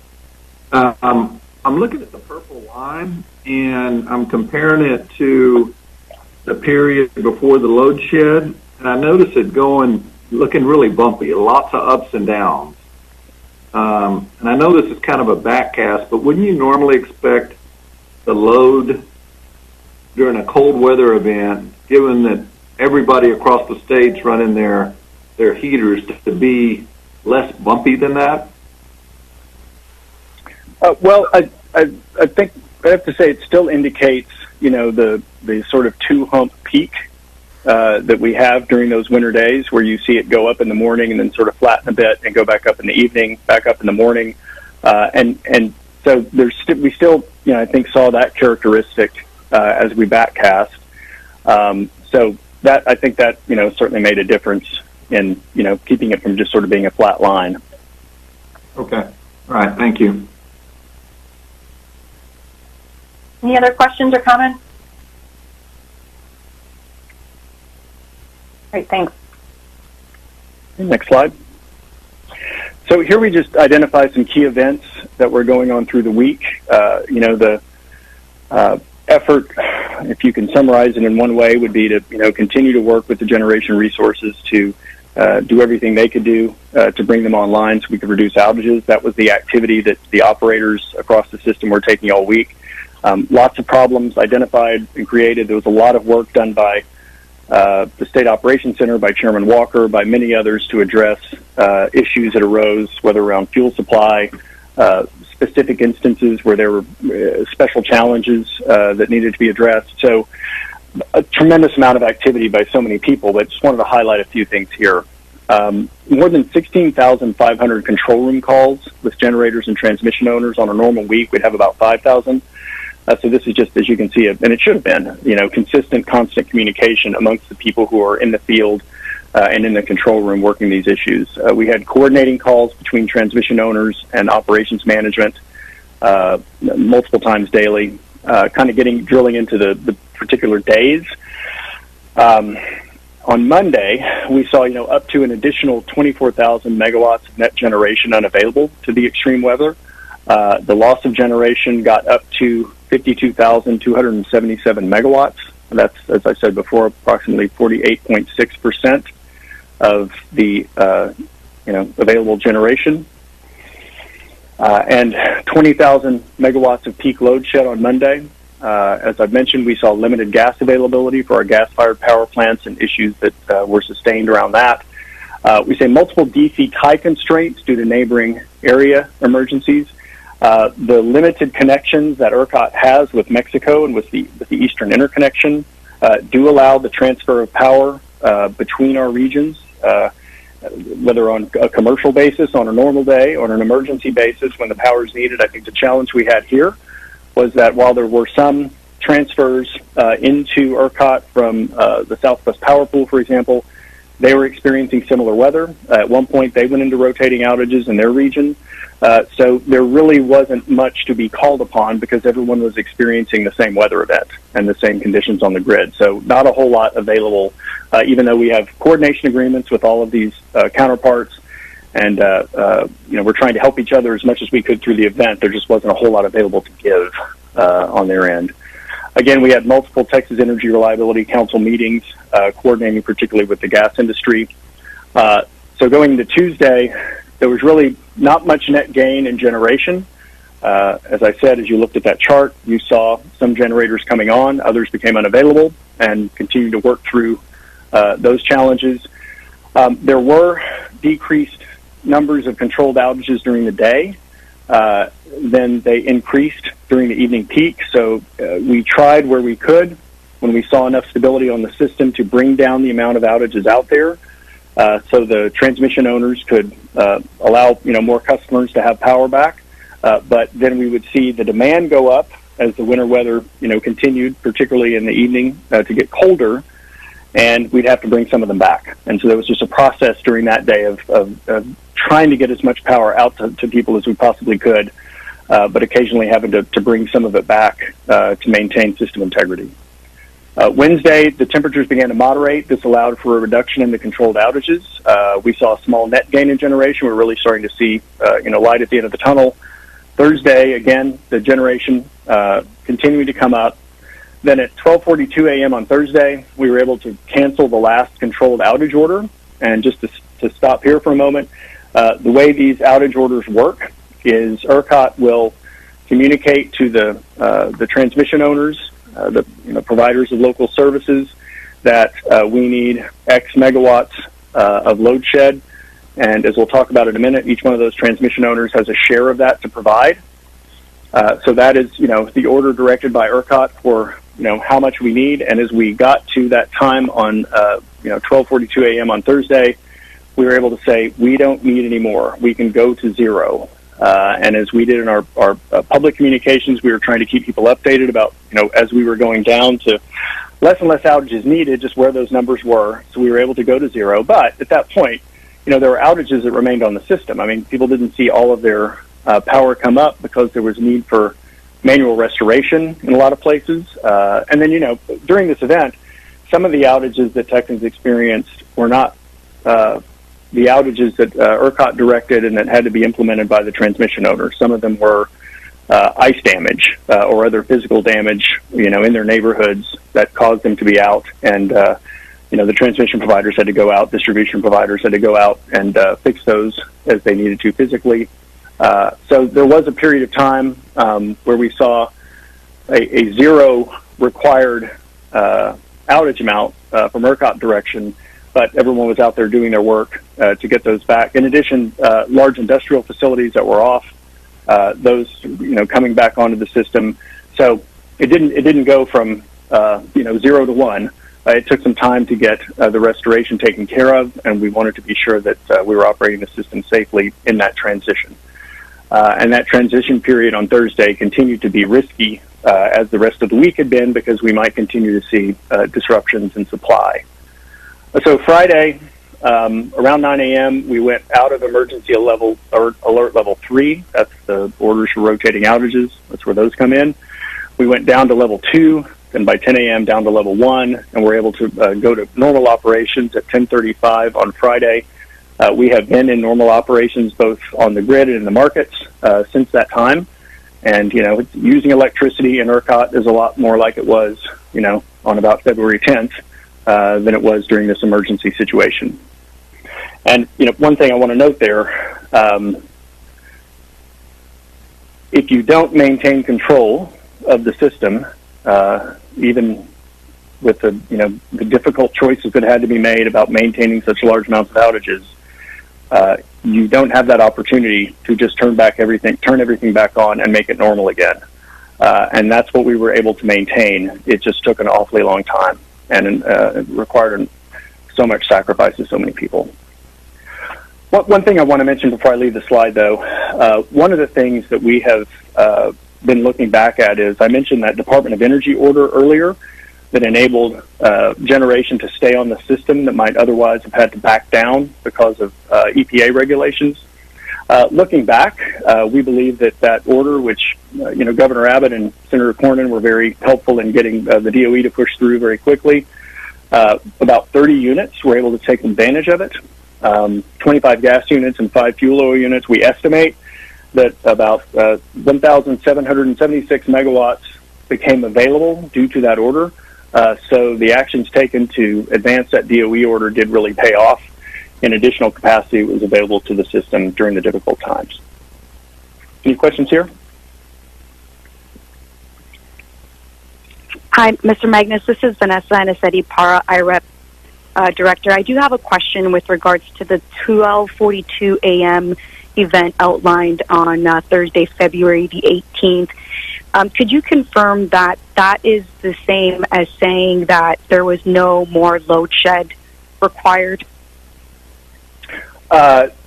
We did not send additional load shed orders, but we remained in EEA 3 because we believed that we were still in a transitional condition. There was still significant weather. There was still an opportunity that we would backslide and get back into outages. And once we got to that ability to say we had zero, we were very determined to stay at zero and allow the transmission owners to do the work they needed to do. So outages were still in effect because the power was not back on for people. So during that time, that transitional sort of runway back to normal was really critical to our progress in getting out of the event altogether. Okay, thank you. If there's no other questions here, then I want to address a few issues that have come up as everyone has discussed what we saw last week, and obviously many issues ought to be discussed, need to be discussed. I think will be certainly as the legislature takes up this issue. And I just wanted to highlight a few that have come up the most and give you a sense of where we are on those. So if you go to the next slide, weatherization has been mentioned quite a bit, and just to sort of, again, level set where things stand on weatherization, at least in ERCOT's role and participation in it. Generation owners and operators aren't required to implement a minimum weatherization standard or perform exhaustive reviews every winter of vulnerability. No entity, whether PUC or ERCOT, has the rules in place to enforce compliance with weatherization plans. It is in the interests of generators who want to be running, especially when our market provides high prices for their performance during scarcity, to undertake those activities. But I just note, I think there's been a lot of discussion about whether there are mandatory standards, and at this time they're not. In 2011, in response to the event then, the PUC did amend its rules and on weatherization and the submission of weatherization plans, and authorized ERCOT to conduct site visits to review compliance with weatherization plans that were filed with the PUC. We have been doing spot checks ever since then that review weatherization plans. We go out to plant sites, verifying the personnel are following the plan. If we have recommendations, based on whether the PUC requirements, lessons learned from other areas or other events. We work with the generation owners to inform and educate and try to understand, what they're doing out there and suggest those best practices. In addition, we review detailed plant records and, look at those as part of our spot checks and, make suggestions, make recommendations. But, really the only entity that can confirm a plant is, fully weatherized to any particular standard, and that standard may vary depending on where you are in the country and what's necessary, are the owners and operators of the plants that have to go out there and do that physical work. In addition, we hold a workshop every year with the Texas Reliability Entity on weatherization ahead of the winter with generation owners, reviewing lessons learned, things that folks are seeing out on the system, changes, new technologies that are available, and that forum is conducted each year as we go into the winter season. I want to look at the comparisons to February 2011. If you go to the next slide, the last time we had any rotating outages on the ERCOT system. Hey, Mr. Magnus, I just want to jump in with one question on this one on weatherization. So the 80 per year, that's units out of like 680 total units? Yes. ERCOT? Okay, and then who decides that sampling approach? Like the number? The ERCOT, sure. The ERCOT staff who participate in those weatherization checks make those determinations, and I think the factors we tend to look at are go to a new unit. If a new unit is just coming on the system, you want to encourage them to start the right way, and so you take a look at those new units, and then if we've seen, sort of in a risk-based way, we've seen certain units or certain events at types of units that we want to go take a look at and offer the information we can and recommendations we can. We'll choose those. So it's really more of a risk-based. Where are we going to do the most good with the checks that we can undertake each year? And I really accentuate, these are not inspections. There's not, we don't have regulatory authority to, issue fines or levy penalties around this issue. So it really is a way to collaborate with the industry to work on weatherization and ensure they're doing what they need to do. But if, they're not mandatory standards at this point. Okay, thank you. Any other questions on this? Comments? All right, thanks. You proceed. All right, next slide. So comparing 2011 to 2021 and what we saw in these two events, this shows you from the weather perspective. I know it's a fairly busy slide, but if you look on the left, there's February 2011, the critical days were the 1st through the 5th. We had rotating outages on February 2nd. And so you can see there we just picked DFW area, Austin and Houston, and you see the temperatures were in the 20s down. Sort of the lowest we saw was in the DFW area at 13 degrees. The number of hours that were at or below freezing in DFW was the coldest at 101. Austin had about 69 hours at or below freezing, and Houston 34. Now compare that to February 2021. Of course, the operative days, Sunday the 14th through Thursday the 18th. Huge differences, as you can see on the chart. The lowest temperature in the DFW area was -2, and they experienced 140 hours at or below freezing. Austin 162 hours with the low of 6 degrees, and then 13 degrees in Houston at the low point, and about 44 hours under freezing. So that 13 degrees as the highest range in the large metro area at the coldest point of this event. It's about as cold as it got in 2011 at the minimum. So a much different weather system, and as you can see from the shape of the curves there, temperatures did not come up very far or very fast. We hung in this cold period for longer than we did in the 2011 event. Any questions here? If you go to the next slide, just addressing some more, electric system issues on what we saw in 2011 versus 2021. And again, I think you can see from the data, these are very different events. The maximum generation capacity that was forced out at any time while it was 14,000 and some in 2011, it was over 52,000 in 2021. Just a dramatically larger amount that was forced out during the event. We saw, the ramp into EEA, the generation forced out 1 hour before the start of it, much larger. The cumulative generation capacity, those cumulative generation capacity and generator numbers, we took the from the NERC report on the 2011 event, used their methodology for coming up with that cumulative total for the event, and replicated that for what we saw in 2021. And again, you see, significantly larger numbers on the outage that was out through the event. The D rates of natural gas, again, we talk about the natural gas supply issues. When we say a D rate, that means the unit cannot run as much as its full output because it doesn't have the sufficient fuel, so it's derated. Again, comparing 1,200 megawatts of those gas issues in 2011 with over 9,300 in 2021, so a much more significant impact from fuel issues. The lowest frequency we hit was 59.58 in 2011. As we talked about before, we got down to about 59.3, a much more, and got there very quickly, as you see from, the events leading into the EEA declaration.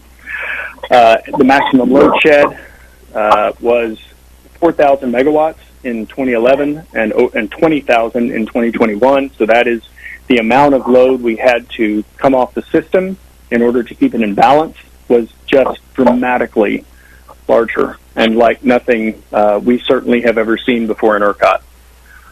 Then the duration of the load shed request is the most powerful and I think most discouraging. That while we had on February 2nd about 7.5 hours of outages, we had 70.5 hours during the course of that week, and those are the times that the people who were suffering from these outages were in the cold, and so much of the human suffering and the tragedy we saw was associated with just having to be in that condition for so long to maintain the safety of the system. And our estimated peak load, you see, if we hadn't done load shed, 59,000 in 2011, and over 76,000 we believe we would have seen if we hadn't done load shed. That is higher than the all-time summer peak in Texas. This was an extraordinary event. Any questions? Bill, this is Clifton Carnine. Yes, sir. I'm with the Electric Cooperative segment again. So a lot of scary numbers on this slide, in particular peak load going from 59 to 76. So that shows the tremendous growth we've had in the state since 2011. But when you combine that with the cumulative gas deration due to supply issues from 1,200 to 9,300, that's another 8,000 megawatts. Can you describe what you're hearing from the various market participants? Was it well freeze-offs, getting their transportation cut, just couldn't find the gas? That really jumps out at me. Yeah, Clifton, I guess I'd have to say we heard all of the above, and we're going to get, more detail on the conditions the generators face from the request for information we put out as we continue to do the post-event analysis. But, just as I was asking as we were in the event, how much of this is supply, how much of this is, instrumentation or other equipment type issues, and at times it seemed about 50-50. Not a scientific number, but, it was just a whole lot of supply issues, and we were hearing about freeze-offs, we were hearing about transportation, both for gas, pipelines. We also heard about transportation for fuel oil coming in because of the conditions on the roads. I think we'll find that all of those conditions played a significant role in keeping the natural gas units from being able to run at full capacity due to fuel. Any other questions? Bill, this is Jackie Sargent again with the segment. Yes. And, as I look at these numbers and I, think about the modeling and reporting that ERCOT does, as we continue to experience hotter summers and colder winters, I think that we are going to need to consider some extreme cases, because what we saw went well beyond anything in the SARA report that was done and came out for this winter season. And I am concerned that for planning purposes, making sure that market participants have the best information to be able to support the system and take care of our customers who were so badly harmed through this event, that we're really going to have to take a deeper look at how we do those assessments and how we consider this extreme weather and take that into account going forward. Yeah, Jackie, the short answer is I totally agree. I think, we try to we do create extreme scenarios in our seasonal assessments that look at, here's what we're expecting based on anticipated weather, and we're always doing that weather forecast ahead. So while Chris Coleman can tell us in November, expect a large storm, it doesn't get down to the level of specificity of when you're close to the event. But we look at what we expect. We look at, what if we lose a lot of wind generation? What if we lose? What if we have extreme load and losses of generation? But you're absolutely right. I mean, we saw something here that outstripped any extreme scenario. And I think the challenge with these forward-looking assessments always is you want to provide market participants and the public generally a realistic picture. So you don't want to predict something that's so far out that it's not taken seriously. But this is the kind of event that moves the goalposts, number one, so that we have to know that we could see another February 2021 event when we look at extremes, even though this is, you can see in this chart, as extreme, way past extreme from looking at the past. And I think that notion of finding ways to model those extremes that take into account things we continue to see is just something we're going to have to look at to continue to provide the best information possible that's meaningful to the challenge we're facing. This is Sally Talberg. I feel like so far what I've seen of this slide deck, this slide 19 is just really staggering. And I appreciate the context from the 2011 event. I'm sure it took a lot to kind of pull all this together. But, I do think it underscores Ms. Sargent's point about extremes and the modeling. And Texas is not alone in this regard. We found in Michigan with negative 40-degree polar vortex conditions and a massive gas storage facility that caught on fire, that all the models across both gas and electricity and the assumptions need to be recalibrated. And I could see, ERCOT leading in this because you do have these extreme weather conditions. Any other comments or questions? Sally, this is Peter Crampton, Independent Director, and I'd just like to echo the importance of forecasting going forward. And I know this has been an important initiative in ERCOT for the last couple of years to beef up the forecasting efforts of, with the introduction of more renewables. And looking forward, forecasting is going to be absolutely critical to the market participants meeting the supply and demand challenges. Well, and to put that in a little bit of context, traditionally, you did load forecasting. You looked at weather, you looked at economic conditions, you looked as far out as you were going to look in that particular forecast to estimate what you'd see on the demand side. And you didn't forecast generation. You didn't forecast supply because, you turn power plants on and you turn them off and you move them up and down as needed to meet the demand. The emergence of intermittent resources, wind and solar in particular, as Peter says, we have had to be a leader in working with vendors and doing a lot of work ourselves to develop wind forecasts that can look historically and give us a sense of what we should see, what times a day, because the way the wind blows, varies tremendously. It varies geographically. It varies certainly in different weather conditions, and to start to understand those patterns so that we can understand what we're seeing and how to predict it, particularly in the shorter term when it's going to be critical to keeping the system in balance. Same thing with solar, and we've taken those efforts there. Late last year, we created a new director-level position and reorganized some of our team to create a group solely focused on forecasting, both of the load side and of the supply side, to just continue to advance that, because it's absolutely right. As the system becomes more volatile and predictable with these different kinds of supplies on it, that's essential. It's already essential, but we just have to get better and better at it to provide the kind of information that folks need, both in real time and for planning purposes.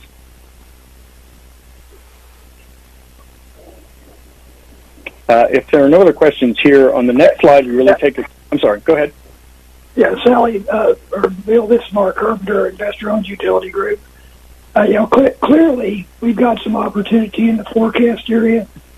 In our particular market, to think that we could have this deep of a weather event with everything else working perfect and not have a reasonable amount of some form of controlled load shed on a rotating basis, I think we're probably missing what our market really does, because this was extreme throughout the state. Had everything been perfect, but it would not have been near the impact. It would have been much more customer friendly, manageable. But another point I'd like to make, Bill, and two things really, is I want to amplify Sam's comment about black start that he kind of mentioned. And we've never done a black start, and I'm not sure that the general public recognizes all the things that go away. I mean, there's not going to be any community. The cell phones aren't going to be working deep into a black start. Just lots and lots of other things are just not going to be available. And under the very best scenario, it's days, and under worse scenarios, longer. But that said, I was in the our operations center the entire time of this event, and your NERC certified operators, they performed their tests exactly the way they're developed and trained, exactly the way we practiced, and we had to address things that were significantly deeper and much more long in duration than we had ever anticipated. But your operations team, did a fantastic job of keeping us from going black, and I don't think people realize what going black really means. But your guys did one heck of a job, and we need your operations group. They did a good job, and they should be commended, Bill.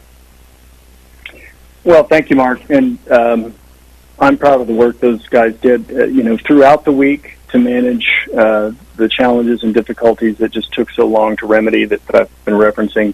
But I think they did this by the book. They drill. There are federal reliability rules. There are practices, and these guys train for conditions like this all the time. Guys, I say men and women, train for these conditions, and to make the decision they did to reduce demand, to shed load as they did, as quickly as they did, and continue to manage that, especially Sunday night, was extremely professional and I think courageous. And they too, as we went through the week, knew the challenges it put Texans under. And I was in our control center all week too, and I think that consciousness that what was going on here was a public safety threat to our neighbors and friends and families was on everybody's minds every moment. One thing I'll say about Black Start, totally agree. I think, I guess the simplest way I can put it is everything that was lost last week, you would have to compound it because over time you would, you'd lose more and more things that relied on, say, stored power.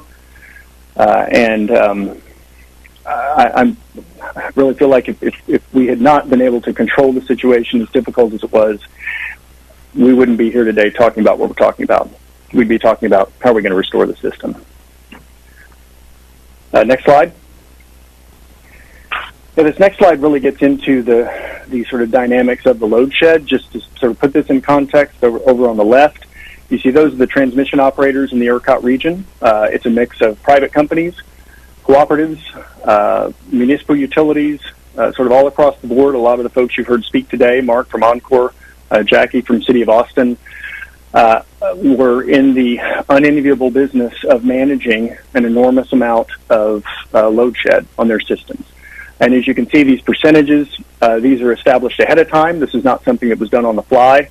It's basically, based on size of their systems, about how much percentage of the megawatt load shed they have to take. And those are established ahead of time.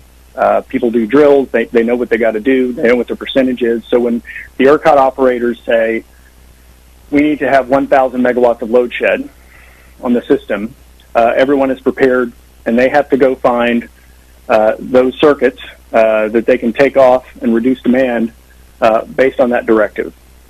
And one of the biggest challenges, and I think, well, I'll say two things about this.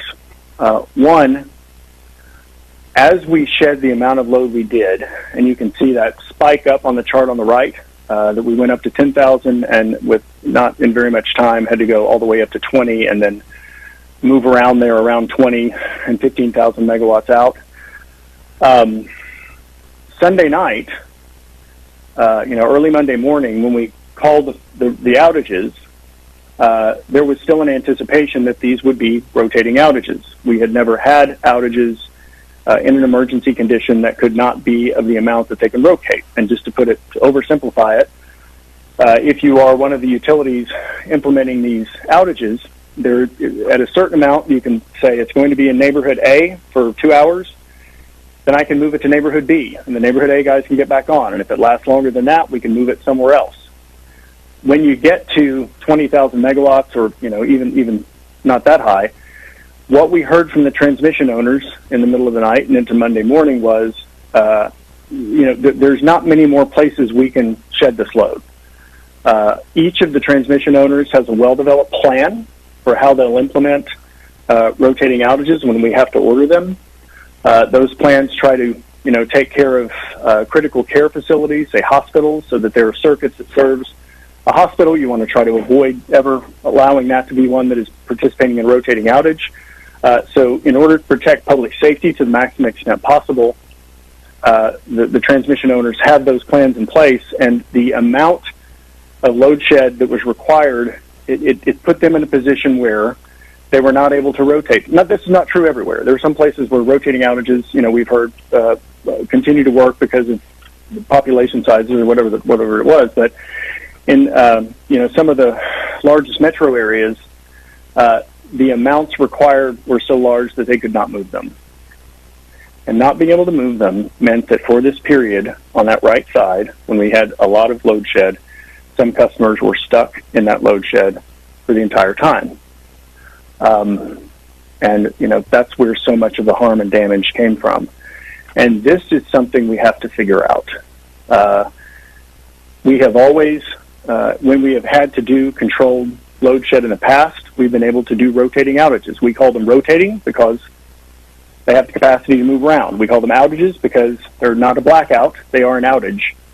It was very challenging for us, and I think we have to look back and reflect and do better in the way we were communicating as we went out of the middle of the night Monday and into the day Monday, and began to realize with our interactions with the transmission owners that they were not going to be able to rotate these effectively in a lot of places. And all of the language we've used, all the messaging we've used through the years, when we talk about EEA3, when we talk about emergency load shed, we talk about rotating outages. And now we were trying to turn on a dime and say, well, okay, we see they're not rotating. These are controlled outages. They are still under control, but they're having this impact of not being able to roll in some places, not everywhere.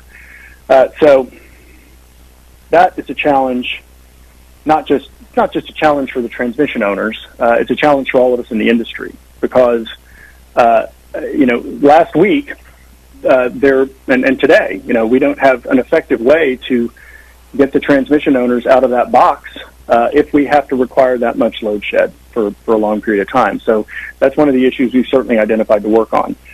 In addition, the messaging, the public messaging around that, and if we could have reacted more quickly and understood we were going to be, not in a rotating outage situation in a lot of places, we could have communicated that sooner. It was a very dynamic and fluid situation, and as we understood that, we had to change that messaging, and I know it confused people and frustrated people, and I acknowledge that, and that's an area where we've learned that this can happen. This hasn't happened before, and I think the reason we probably have not seen this phenomenon before is if a system has to shed that much load, there's a high likelihood it may have slipped into blackout. And even though we were in this historically extreme condition, we didn't go into blackout. But we had this problem that we hadn't seen before that had a terrible impact on people's lives. So we have to figure this one out. And I know as policymakers talk about it, that's certainly on their minds. But I got to say, the transmission owners here did a tremendous job.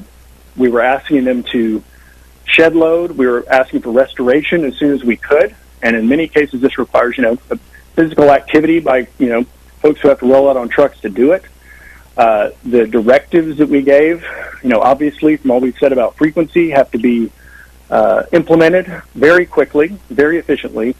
And the transmission owners did that, and at the same time worrying that we may be getting into a condition where, they wouldn't be able to shed any more load, and then what will we do?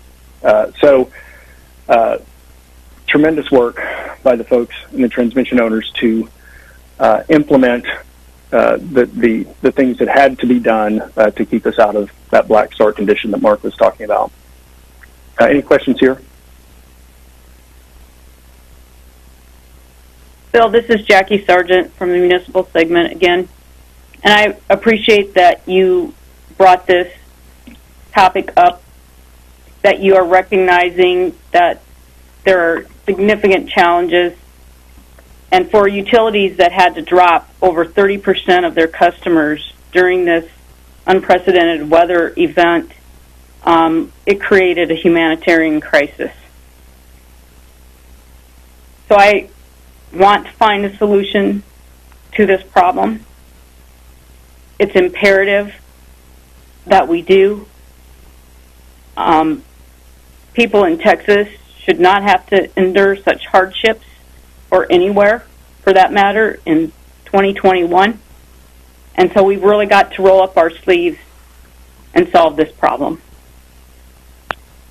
Yeah, again, Jackie, I totally agree, and it's one of those issues that I think is going to take an industry-wide commitment because it doesn't just affect you. It doesn't just affect the transmission owners who have to implement these outages. It affects our ability to be able to maintain system security and in these extreme events. It affects everybody on the system, and it affects, most importantly, the people who we serve. And they were not well served for those days when the outages could not move. Next, I'd like to just take a look at, there's been a lot of discussion again about the recommendations that came after the 2011 event. Just want to highlight some. I know we'll have a lot more discussion as we go through the post-event analysis, but there was a report that NERC published after the February 2011 event, had recommendations applicable to ERCOT. Several things that we did in response to those recommendations over the years have been to implement this seasonal assessment of resource adequacy. That's this report that we referenced earlier that we put out every season that says, here's the generation we think we're going to have on the system for the season. Here's the demand we're expecting. We run extreme scenarios on it, or what we believe were extreme scenarios on that based on history in Texas. And that report has provided a lot more awareness of the more near-term challenges that we'll face going into particular seasons. We did the weatherization process I've already mentioned, and working with generators on that.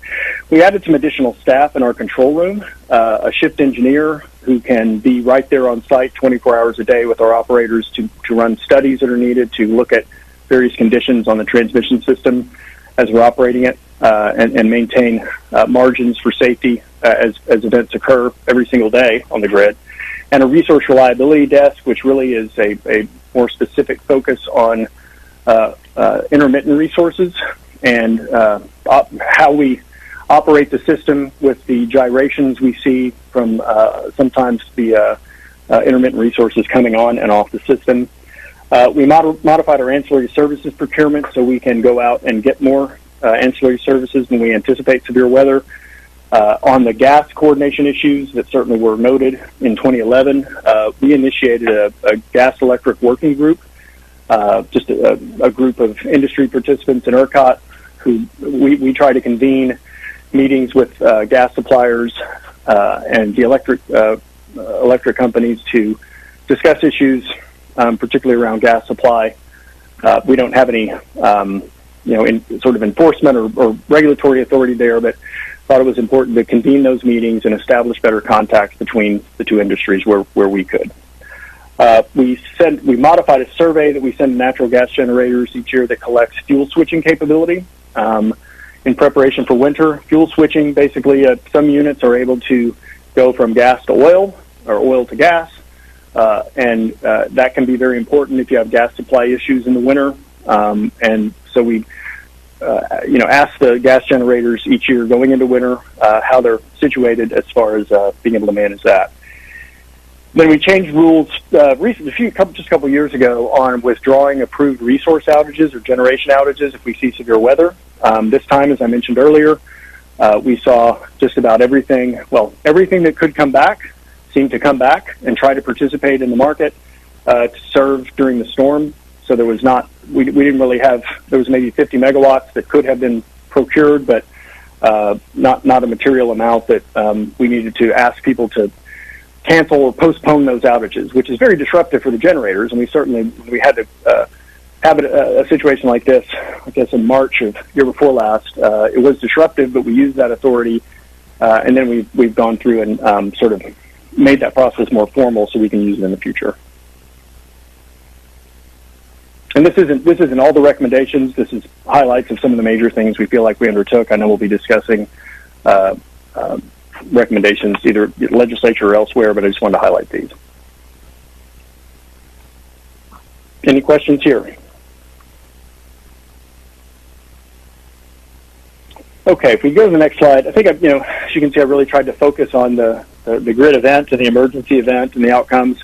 Obviously, in ERCOT, pricing, since we run an energy-only market, is always critical to the functioning of the market and to the provision of reliability. We have scarcity pricing that when we are in an emergency, we essentially take to its cap, so that generators have every incentive to be there. I think the pricing this time was further, was I think more imperative because of the complicated situation with gas prices. As gas prices shot up and the supply picture changed so dramatically for generators that they could not rely on the scarcity pricing mechanism to recover those costs and their other costs, it may have been a much more difficult situation. The Commission stepped in early in the event and took an action to make clear that the prices should stay at $9,000 while we're in the EEA status, and that was helpful, and I think productive for sending the right signals to keep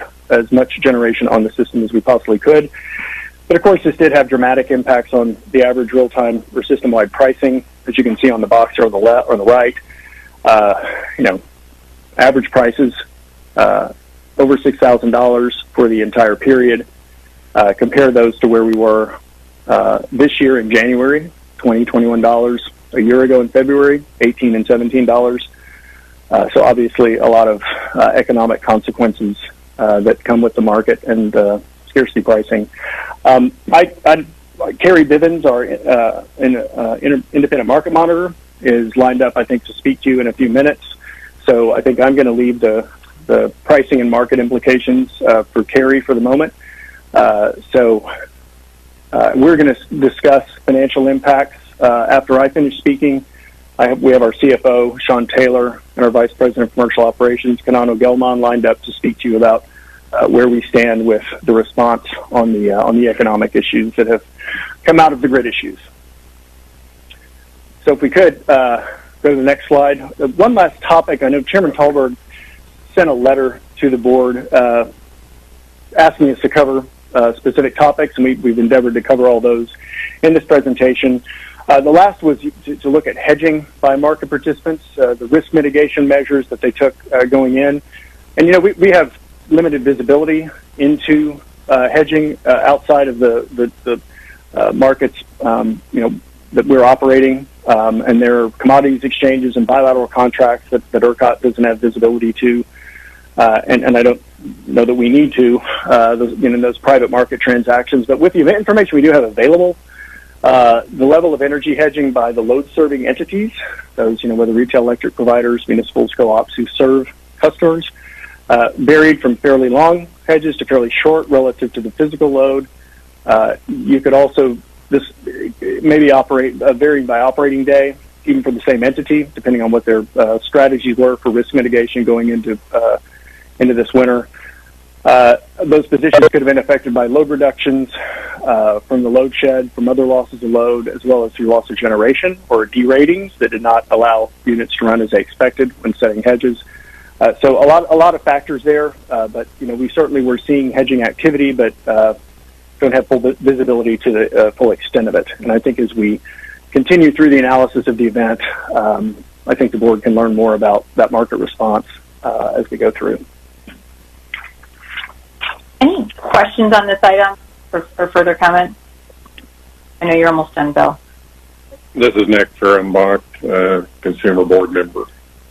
I realize that we don't have complete visibility into the hedging, but Bill, can you give us sort of an idea of magnitude? We know that the generation online during the peak event was in the 50 megawatt range, but do we know how much energy was actually traded through the real-time market, and what percentage of that total online generation was somehow procured through, whether it was day ahead or bilateral contracts? I'm not concerned how, but when we had the real-time market at that $9,000 a megawatt, do we know what percentage of the energy was actually trading through the spot market?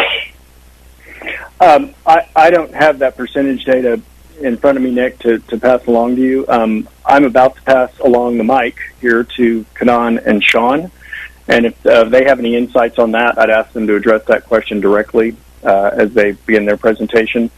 So I'll ask them to handle that one.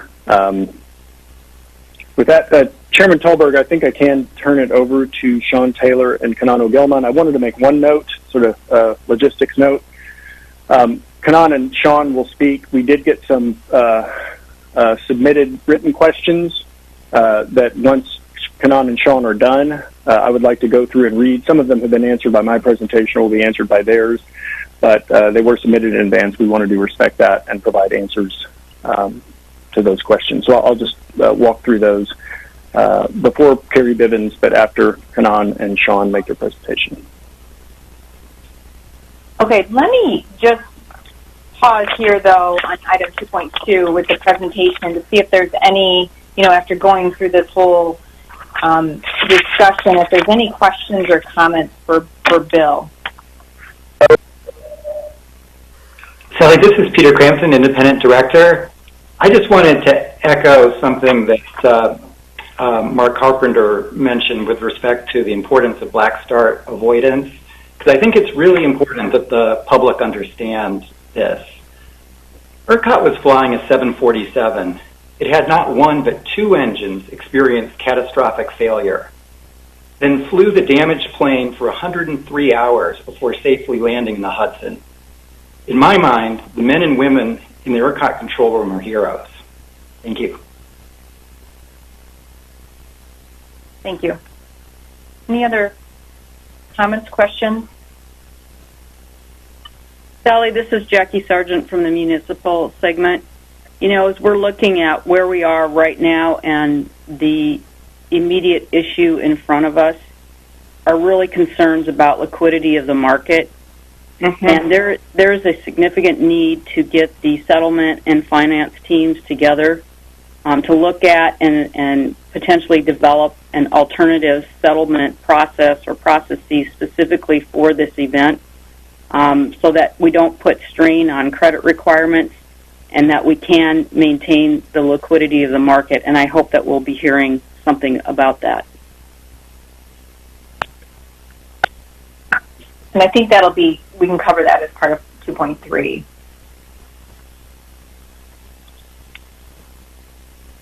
Anything else? Thank you. Yeah, Chair. Sorry, Nick, go ahead. Nick Fehrenbach, Consumer Board member. Just for Bill, I want to sort of confirm what I believe I heard in your presentation, and I think it would be helpful to clarify maybe some for the public that's listening into this meeting. ERCOT sort of manages and controls the transmission grid, but ERCOT does not have visibility into the individual distribution networks. And when ERCOT requested load shed, if my understanding correctly, it's the individual transmission distribution utilities that sort of have the discretion and requirement to figure out how to shed their load ratio share of that load, and it's really outside of our control and more at the T&D level where individual feeders or circuits are decided how they are shed and which ones get rotated. Is that correct? Am I missing something? No, Nick, it's correct. I mean, our role is to be observing and, maintaining the security of the entire ERCOT grid. And when we see that on a system-wide basis, not on a local basis, sometimes you have outages on a local basis for various reasons that the local utility manages. But when we have to do this system-wide, basically statewide in ERCOT, directive of load shed, we, as I was saying earlier on the slide, we communicate that through established processes to the transmission owners. They receive those instructions, and they have plans in place that I'm sure they all drill on and review regularly about how that load shed can be implemented in their local area. We wouldn't presume to know the local conditions on their distribution systems, and that we trust them and they deliver on that. But yes, it's their plans that dictate how they have to manage those situations when we tell them that we need them. Hi, Bill. This is.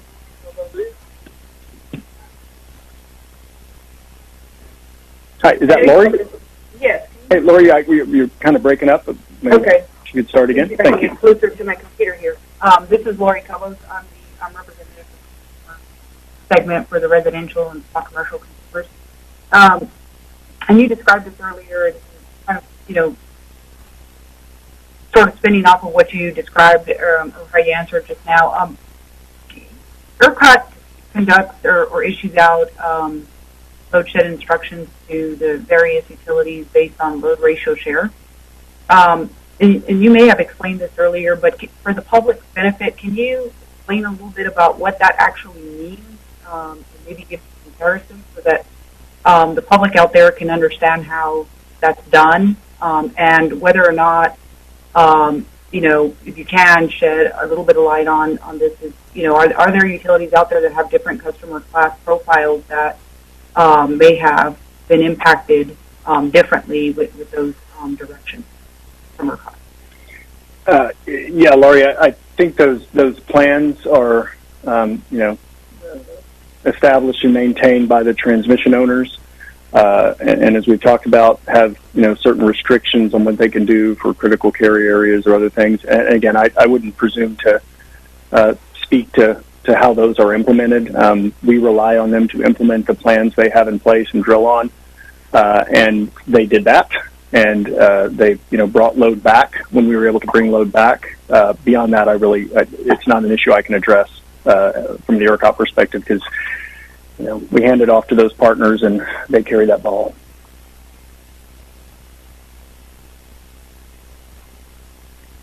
Any other comments and questions on this? Yeah, Chair, this is Sam Harper, Consumer Industrial Representative again.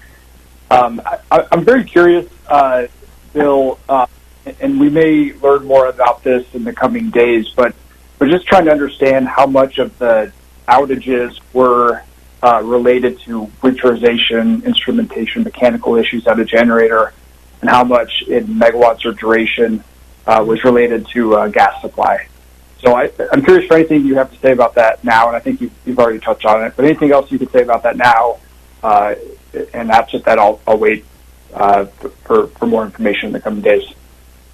Yeah, Sam, I can't give you any percentage breakdown. Just anecdotally, as we were in the event, we were hearing about lots of supply issues, and again, I don't know the exact number. I think as we get these requests for information in from generators for post-event analysis, we'll have more, real data, because they're the ones who experienced this and had to manage the problem through the week. So I think we really have to wait that information, which I'm sure they're developing, and look at it then. All right, last call. Okay, thank you. This is really a chance to hear what happened and begin the conversation. But I think, there'll be further work ahead in terms of defining the board's role and some further inquiries. The financial issues that Jackie mentioned are incredibly urgent and very complicated. We're going to hear about that next from ERCOT staff and the market monitor. I want to take a 5-minute break, but before we do that, just want to reiterate that we're not having a closed session for this meeting. So in terms of next steps, we'll take up item 2.3, hear about the financial matters with some specific questions from market participants that have been posed. And then we don't at this time have anything planned for open business, but that's the last item on our agenda before we adjourn today. So let's come back at 12:35.